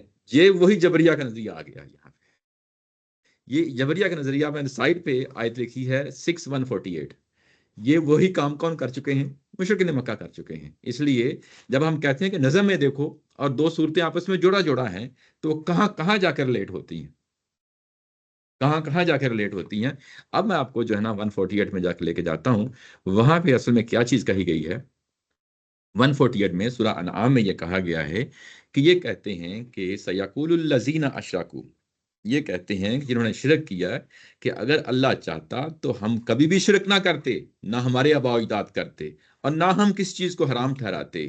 ہم یہ جو کچھ بھی کر رہے ہیں اس وجہ سے کر رہے ہیں کہ اللہ تعالیٰ کی ذات تو یہ خود پسند ہے. اگر ہم کر رہے ہیں تو اسے منع نہیں کیا، ہمیں روکا نہیں، زبردستی نہیں روکا، تو کیا مطلب ہے؟ اس کا مطلب یہ ہے کہ اس کو پسند کرتا ہے. اگر روکنا چاہیے تھا تو اس کو زبردستی آ کر روک لیتے. یہ نظریہ وہی جبریہ نظریہ آ جاتا ہے، جبر و قدر کی بنیاد پہ جبر پہ اپنی ساری چیزیں جو ہے نا بیس کرنا. تو یہاں پہ بھی اصل میں اس نے وہی کام کیا ہے. شیطان جو ہے نا اب obvious چیزوں پہ بیس کرتا ہے، ظاہری چیزوں کو بیس کرتا ہے، اور آپ کو ایسی جو ہے نا لپیٹ کے آپ کو مارتا ہے کہ آپ اس سے نکلنا پھر مشکل ہو جاتا ہے. اور جو لوگ اس طرح کے چکر میں آ جاتے ہیں، ظاہری چیزوں کے چکر میں آ جاتے ہیں، وہ اس میں پھنس جاتے ہیں. یہاں اس نے یہی کام کیا ہے. اور اس کے بعد جب یہ کام کر بیٹھا تو یہ دشمنی میں نے کہا کہ کس سے ہے؟ رحمان سے ہے. دشمنی رحمان سے ہے. اگر جب ہم دشمنی کہتے ہیں تو دشمن ہونے کے لیے ضروری ہے کہ دونوں لیول ایک ہی لیول پہ ہوں. یہ عمومی طور پہ ذہن میں آتا ہے نا کہ یعنی دو قبیلوں کی لڑائی ہے، دو سرداروں کی لڑائی ہے، دو بادشاہوں کی لڑائی ہے، دو ملکوں کی لڑائی ہے. کوئی نہ کوئی لیول تو ہوتا ہے نا کہ دونوں کا کوئی اسٹیٹس تو ہوتا ہے نا کہ ایک دوسرے کے ساتھ جو ہے نا وہ لڑائی کر سکیں. میری بات سمجھ رہے ہیں نا؟ تو یہاں پہ اس کنسپٹ کے صورت میں دیکھیں تو یہ کیا اس کے لیے بات کر رہا ہے. یعنی اس کنسپٹ میں جب ہم کہتے ہیں کہ ڈائریکٹ کنفرنٹیشن اللہ تعالیٰ کی ذات سے جو ہے نا اس نے اسٹارٹ کر دی ہے، تو یہ کس سکوپ میں کر رہی ہے؟ ہم سکوپ بھی ڈیفائن کریں گے نا. جب دو ملکوں کی آپس میں لڑائی ہوتی ہے تو سکوپ کا پتہ ہوتا ہے، ایک دوسرے کی زمین ہوتی ہے، ہتھیانی ہوتی ہے، یا ایک دوسرے پہ غلبہ حاصل کرنا ہوتا ہے، یا اس کی مالی کچھ چیزیں ہوتی ہیں، اس کے ذرائع تک پہنچنا ہوتا ہے. یہی ہوتا ہے نا. تو یہاں پہ اصل میں کون سا ایریا ہے جس کو ڈیفائن کر کے ہم کہہ سکتے ہیں کہ اس ایریا میں دشمنی کر رہا ہے؟ یہ ڈائریکٹ جو ہے نا کنفرنٹیشن یہ کوئی اللہ کی ذات سے نہیں ہو رہی. اس کو بھی پتا ہے کہ میں اللہ کی ذات سے ڈائریکٹ کنفرنٹیشن نہیں کر سکتا. تو اس نے اپنے لیے کون سا میدان چنا ہے؟ لَأَقْعُدَنَّ لَهُمْ صِرَاطَكَ الْمُسْتَقِيمَ. یہ اصل میں میدان ذریت آدم کو چنا ہے. اس نے اپنے لیے اپنی جو تغدو کا میدان ہے، اگر میں کسی سے دشمنی کروں گا تو میرا بھی ایک تغدو کا ایک میدان ہوگا نا. میں تو ہر جگہ پنگا نہیں کر سکتا. تو اس نے بھی اپنی تغدو کا ایک میدان جو ہے نا، محنت کا ایک میدان چنا ہے. وہ ذریت آدم ہے. اور ذریت آدم جو نا آدم علیہ السلام کو سجدہ کرنے کا حکم دیا گیا تھا، اس نے یہ کہا کہ تو نے اس کو شرف دیا ہے، تو نے اس کو فضیلت دی ہے، حالانکہ یہ اس فضیلت کے قابل نہیں ہے. اب میں اس کو ثابت کروں گا کہ یہ واقعی اس قابل نہیں، میں اس کو ثابت کروں گا کہ یہ واقعی اس چیز کے قابل نہیں ہے، اور میں اس کو ورگلاؤں گا اور اس جگہ پہ لے کے جاؤں گا کہ یہ تیرے راستے پہ قائم و دائم نہیں رہیں گی. صراط مستقیم جو ہے یہ توحید کو کہتے ہیں. صراط مستقیم اصلاً جو ہے نا توحید کو کہتے ہیں. اسی کی بنیاد پہ جو پوری کی پورا جو ہے نا آپ کے سامنے مذہب آتا ہے، ریلیجن آتا ہے، دین آتا ہے، اس کو اسلام کہتے ہیں. پچھلی سورہ کے اندر صراط مستقیم کی ورڈ تھا، پچھلی سورہ کے اندر صراط مستقیم کی ورڈ تھا، اور یہ کئی دفعہ لفظ آیا ہے. اور ہمیں معلوم ہے کہ اس کا مطلب کیا ہے. اس کا مطلب توحید ہے، اس کا مطلب دین ابراہیم ہے، اس کا مطلب اسلام ہے، اس کا مطلب دین اسلام ہے، اس کا مطلب جو اللہ تعالیٰ کی ذات نے جو ہے نا ایک راستہ متعین کیا ہے انسانوں کے لیے وہ ہے. تو میں اس کے راستے میں بیٹھوں گا کہ یہ اس راستے پہ قائم و دائم نہیں رہیں گے. اس کے نتیجے میں کیا ملنا ہے؟ جو لوگ صراط مستقیم پہ رہیں گے وہ کیا ہوگا؟ جنت میں جائیں گی نا. اور جو دوسری جگہ پہ ہوں گے وہ دوزخ میں جائیں گے. تو گویا کہ اب آپ یہاں پہ ایک اور چیز ہے، بڑا ایک اہم پہلو ہے. وہ پہلو یہ ہے، وہ دیکھیں کہ خود یہ ظاہر بین ہے، خود یہ ظاہر بین ہے، لیکن جب میدان چنتا ہے تو اس کو بھی پتا ہے کہ آدم علیہ السلام کا کون سا میدان ہے؟ امتحان کا میدان ہے. اپنی جو ڈومین ہے اس کو بھول گیا ہے. وہاں اس نے یہ کہا تھا کہ میں نے اگر جو ہے نا یہ نار سے پیدا ہوا ہوں اور یہ مٹی سے پیدا ہوا ہے، یہ ظاہری چیز ہے، اور سجدہ کرنے کا حکم دیا، میں کیسے سجدہ کر سکتا ہوں اس کو، کیونکہ میں نار سے پیدا ہوا ہوں نا. وہ اپنا امتحان کا میدان جو نا چھوڑ گیا وہاں سے، اس کو زیر بحث نہیں لا رہا نا وہاں پہ. لیکن جب وہ انسانوں کو چنتا ہے اپنا ٹارگٹ کہ میں اس کے راستے میں بیٹھوں گا، تو وہ کون سا میدان ہے انسانوں کے لیے؟ انسانوں کے لیے وہ بھی امتحان کا میدان ہے. میری بات سمجھ رہے ہیں نا کہ اپنی جگہ جو ہے نا وہ اس کو بھی معلوم ہے کہ میں 2 نمبری کر رہا ہوں یہاں پہ. یعنی اب وہاں پہ بھی امتحانی تھا، سجدہ جو کرنا تھا وہ امتحانی تھا، اور کیا چیز تھی؟ اپنا میدان جو ہے نا وہاں پہ وہ چھوڑ گیا. لیکن انسانوں کے جو ہے نا وہ میدان کو سمجھتا ہے کہ ان کا امتحان ہے، اور میں اس امتحان میں جانا انٹرفیئر کروں گا. دیکھا نا؟ تو یعنی گویا کہ یہ جو معاملہ ہے نا، یہ ایسا نہیں ہے کہ یہ اچانک جو ہے نا ابلیس اٹھ کھڑا ہوا ہے اور اس نے بغاوت کر دی ہے. یہ ہمارے وہ جو تصور ہے جس کو ہم کہتے ہیں قانون ہدایت و ضلال، تو وہ یہاں پہ بھی پوری طور پہ جو ہے نا اپلائی ہو رہا ہے. ایسا نہیں ہوتا کہ اچانک کوئی شخص جو ہے نا باغی ہو جاتا ہے. اگر کوئی اچانک ہوتا ہے تو وہ تو کوئی بیوقوفی اہم کا ہی ہوتا ہے نا، اس کا دماغ نہیں ہوتا جو اچانک ہوتا ہے. جو ایک پوری پلاننگ سے کب سے جو ہے نا سوچ رہا ہے، اور ایک ایسا موقع آتا ہے کہ جس میں وہ پرومیننٹلی سامنے آ جاتا ہے، تو وہ تو پھر ڈکلیئر ہو جاتا ہے نا، اس کو پھر صاغرین میں سے شامل ہو جاتا ہے. یہ قانون ہدایت و ضلالت اس کے لیے یہاں پہ بھی اپلائی ہوا ہے. یہ کوئی اچانک ایسا نہیں ہوا کہ جو ہے نا اچانک ایک واقعہ ہوا اور اس کے بعد جو ہے نا وہ اٹھ کھڑا ہوا، ایسا نہیں ہے. یعنی یہ دیکھیں کہ اس کے پیچھے کہاں کہاں جو ہے نا اس کی پلاننگ ہے، کہاں کہاں اس کی چلاکیاں ہیں. اس کا مطلب یہ ہے کہ یہ تو پہلے سے ہی ایسا تھا، پہلے سے ایسے تھا. اور اس کے بعد یہ کہا گیا کہ ثم لآتینہم من بین ایدیہم. یہی آخری جو ہے نا آیا ہے آج کی، اسی کو دیکھ لیتے ہیں، اس کے بعد اس کو ختم کرتے ہیں آج کے اس کے سیشن کو. ثم لآتینہم من بین ایدیہم ومن خلفہم وعن ایمانہم وعن شمائلہم ولا تجد اکثرہم شاکرین. اور اس کے بعد کیونکہ میں توحید کے راستے میں بیٹھوں گا، اور میں کہاں کہاں سے آؤں گا. اب اس نے پلاننگ اپنی پوری بتانی ہے نا، کیونکہ مجھے مہلت دے دی ہے، اور میں اب تیرے راستے میں بیٹھوں گا اور ان کو ورگلاؤں گا. ان کو جو ہے نا کس طریقے سے میں ان پہ جو ہے نا دعویٰ بولوں گا، حملے کروں گا، اس کی پوری پلاننگ سامنے رکھ دی ہے کہ میں ان کے سامنے سے آؤں گا. میں ان کے یہ جو ینا کا لفظ آ رہا ہے نا، نون آخر میں آ رہا ہے، تو یہ اصل میں یہ لا اقعدن، نون وہاں پہ بھی آیا ہے، لا آتین نون آخر میں آیا ہے. یہ پورے عزم کا اظہار ہے، پورے ارادے کا اظہار ہے. اور یہ کہہ رہا ہے کہ میں لازمی طور پہ ان کے سامنے سے آؤں گا، ان کے پیچھے سے آؤں گا، ان کے دائیں طرف سے آؤں گا، ان کے بائیں طرف سے آؤں گا، اور ان میں سے اکثر لوگوں کو تم شاکرین میں سے نہیں پاؤ گے. یہ ترجمہ ہے. یہ جو یہ جتنے بھی الفاظ استعمال ہوئے ہیں، اس کو محاورتاً بھی جو ہے استعمال ہوتے ہیں. محاورتاً کا کیا مطلب ہے کہ میں سامنے سے آؤں گا، यानी ओपनली आऊंगा, ओपनली आऊंगा, ठीक है ना। और वमिन खल्फिहिम, पीछे से आऊंगा। पीछे से आने का मतलब ये है कि अब मैं सीक्रेटली आऊंगा। यहाँ मुझे मौका मिलेगा ओपनली आने का, वहां मैं ओपनली आऊंगा। यहाँ मुझे सीक्रेटली जो है ना कुछ करना पड़ेगा, मैं वहां पे भी ये काम करूंगा। और उसके बाद कहा कि वह अन आइमानिहिम, मैं इनके दाएं हाथ से आऊंगा। और वह अन शमाइलिहिम, मैं इनके बाएं हाथ की तरफ से आऊंगा। दाएं हाथ की तरफ से मुहावरतन अगर आप देखें तो दोस्त बन के आऊंगा, और बाएं तरफ से आने का मतलब है कि दुश्मन बन के आऊंगा, ठीक है ना।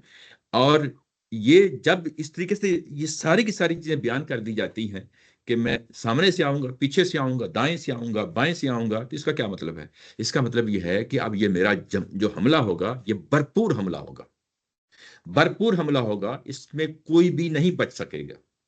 किस तरह नहीं बच सकेगा?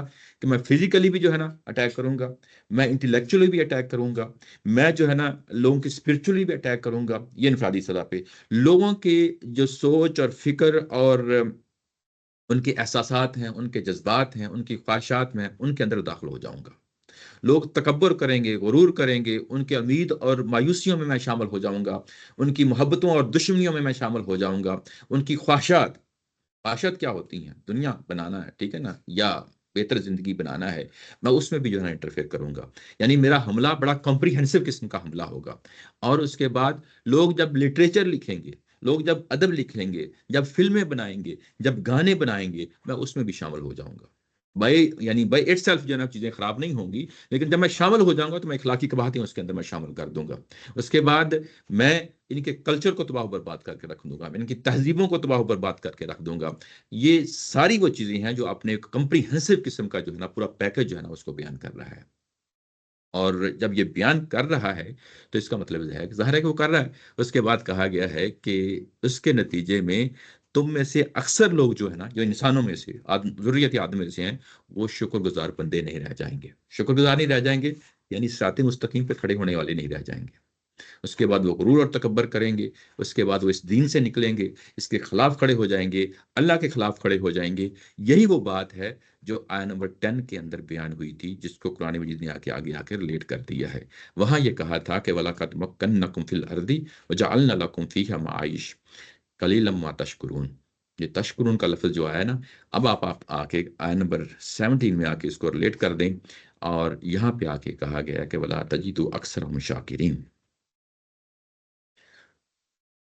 ये वो बात है, यहाँ पे आके ये मजमून इस तरीके से ये खत्म होता है। यहाँ पे एक छोटी सी बात है कि फरिश्तों ने क्या कहा था, उनका क्या इंप्रेशन था सूरह बकरा में। सूरह बकरा में क्या इंप्रेशन था? ये कि इंसान जो है ना ये खून खराबा करेगा, जमीन में फसाद बर्पा करेगा, ये उनका इंप्रेशन था। और वो दुरुस्त भी है, उसमें कोई शक है? मेरी बात समझ रहे हैं ना। और इसने क्या कहा है कि इनमें से अक्सर जो है ना शाकरी नहीं होंगे। और ये भी कुरान मजीद का जो है ना एक पामाल मजमून है। पामाल मतलब कई जगहों पे ये आया है। और वाकई लोग जो है ना वो शैतान के हाथों वर्गलाए भी गए हैं। ये जो मजमून है कि वर्गलाए गए हैं, इसको मैं अभी आपके सामने लेके आता हूँ। ये पिछली सूरा के अंदर जो है ना आया नंबर 115 और 116 में ये लफ्ज़ इस्तेमाल हुए हैं, व तम्मत कलिमातु रब्बिका सिद्क़न व अदला। इनके बारे में वो जो इबलीस ने बात कही थी, वो इबलीस ने अभी ये बात कही है। देखा ना दोनों सूरतें आपस में किस तरीके से जो है ना जुड़ती हैं। तो वो सूरह आराफ में जाके बयान कर दिया, और वहां पे कहा कि ये अक्सर शाकिरीन नहीं पाएंगे। और यहाँ पे अल्लाह ताला की जात ने पहले बता दिया कि तम मातु कलिमाति रब्बी का सिद्क़न व अदला। जो अल्लाह ने कहा था ना, बात सच्ची कही थी, वो अब इनके बारे में पूरी होकर रही। वो सच्ची क्या कही थी कि इनको दोस्त में डालूंगा। और यहाँ पे भी अगर आप देखें तो अगली आया, इसको अगली दफ़ा हम इसको शामिल करेंगे, लेकिन मैं आपको बता देता हूँ क्लू कि जब इसने कहा तो उसके बाद अगली आया 18 में ये कहा गया कि तुम यहाँ से निकल जाओ, और उसके बाद जो तुम्हारी पैरवी करेगा उसको मैं जन्नत में हमेशा के लिए जो है डाल दूंगा। तो ये अगली दफ़ा इसको कवर कर लेंगे। तो गोया कि ये पिछली सूरत से रिलेट करती हुई ये चीज़ जो है ना सामने आ रही है। दोनों सूरतें जोड़ा जोड़ा हैं, इस तरीके से मज़ामीन आपस में गुंदे हुए होते हैं। इसी के साथ आज का ये सेशन हम खत्म करते हैं। आखिर दावाना अल्हम्दुलिल्लाहि रब्बिल आलमीन। कोई सवाल हो तो मैं हाज़िर हूँ। जी, एक सवाल है जी कि जब अल्लाह ताला ने शैतान की ये बात मान ली, मोहलत वाली, जी जी तो उस चीज को इंसान के इम्तिहान का हिस्सा क्यों बना दिया? मतलब ये चीज क्यों मानी कि مطلب کہ ٹھیک ہے وہ شیطان کہہ رہا ہے کہ میں ان کو گمراہ کروں گا، تو اللہ تعالیٰ نے مان لی ٹھیک ہے بھائی اسی طرح ہم لوگ انسانوں کے بھی تھوڑا سا ٹیسٹ کر لیں گے. یہ ایسپیکٹ کیوں مانا اللہ تعالیٰ نے؟ جی یہ دیکھیں یہ جو بات ہے ابلیس کا ظاہر ہے کہ ایک واقعہ درمیان میں آ گیا ہے. یہ تو سورہ بقرہ میں واضح تھا. انسان کو جب بنایا گیا تو اس کو خلیفہ کہہ کے بنایا گیا کہ اس کو اختیار اور ارادہ دیا جائے گا، زمین میں بھیجا جائے گا، اختیار اور ارادہ دیا جائے گا. اور ابھی سجدے کا موقع نہیں آیا تھا. سجدے کا موقع تو بعد میں آیا، ابلیس نے بغاوت بعد میں کی ہے، لیکن فرشتے پہلے جو ہے نا ایک تشویش کا اظہار کر رہے ہیں. اس کا مطلب یہ ہے کہ یہ تو چیز پہلے سے پری پلان تھی کہ انسان امتحان میں سے گزریں گے، امتحان میں سے گزریں گے، اور جو امتحان درپیش ہوگا وہ کئی پہلوؤں سے ہوگا.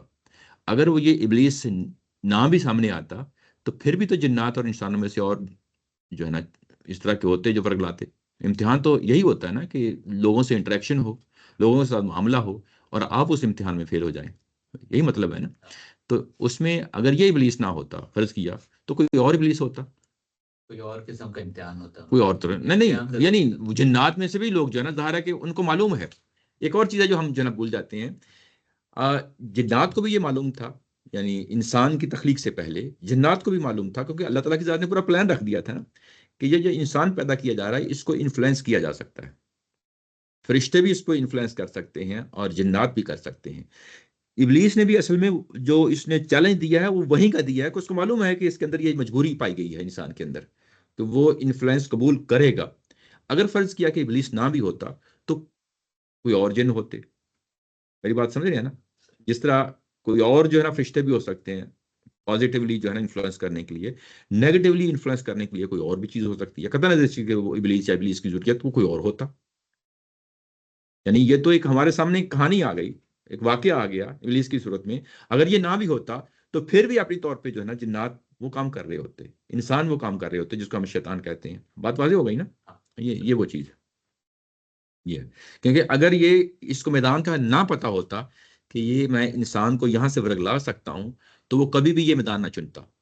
اس نے میدان چنا ہی اس لیے کہ اس کو پہلے سے معلوم تھا کہ یہ یہاں پہ میں اس کو گمراہ کر سکتا ہوں، انسانوں کو یہاں میں اس کو ورگلا سکتا ہوں. واضح ہو گئی چیز؟ یہ وہ چیز ہے. چلیں جی پھر حدیث پڑھ لیتے ہیں.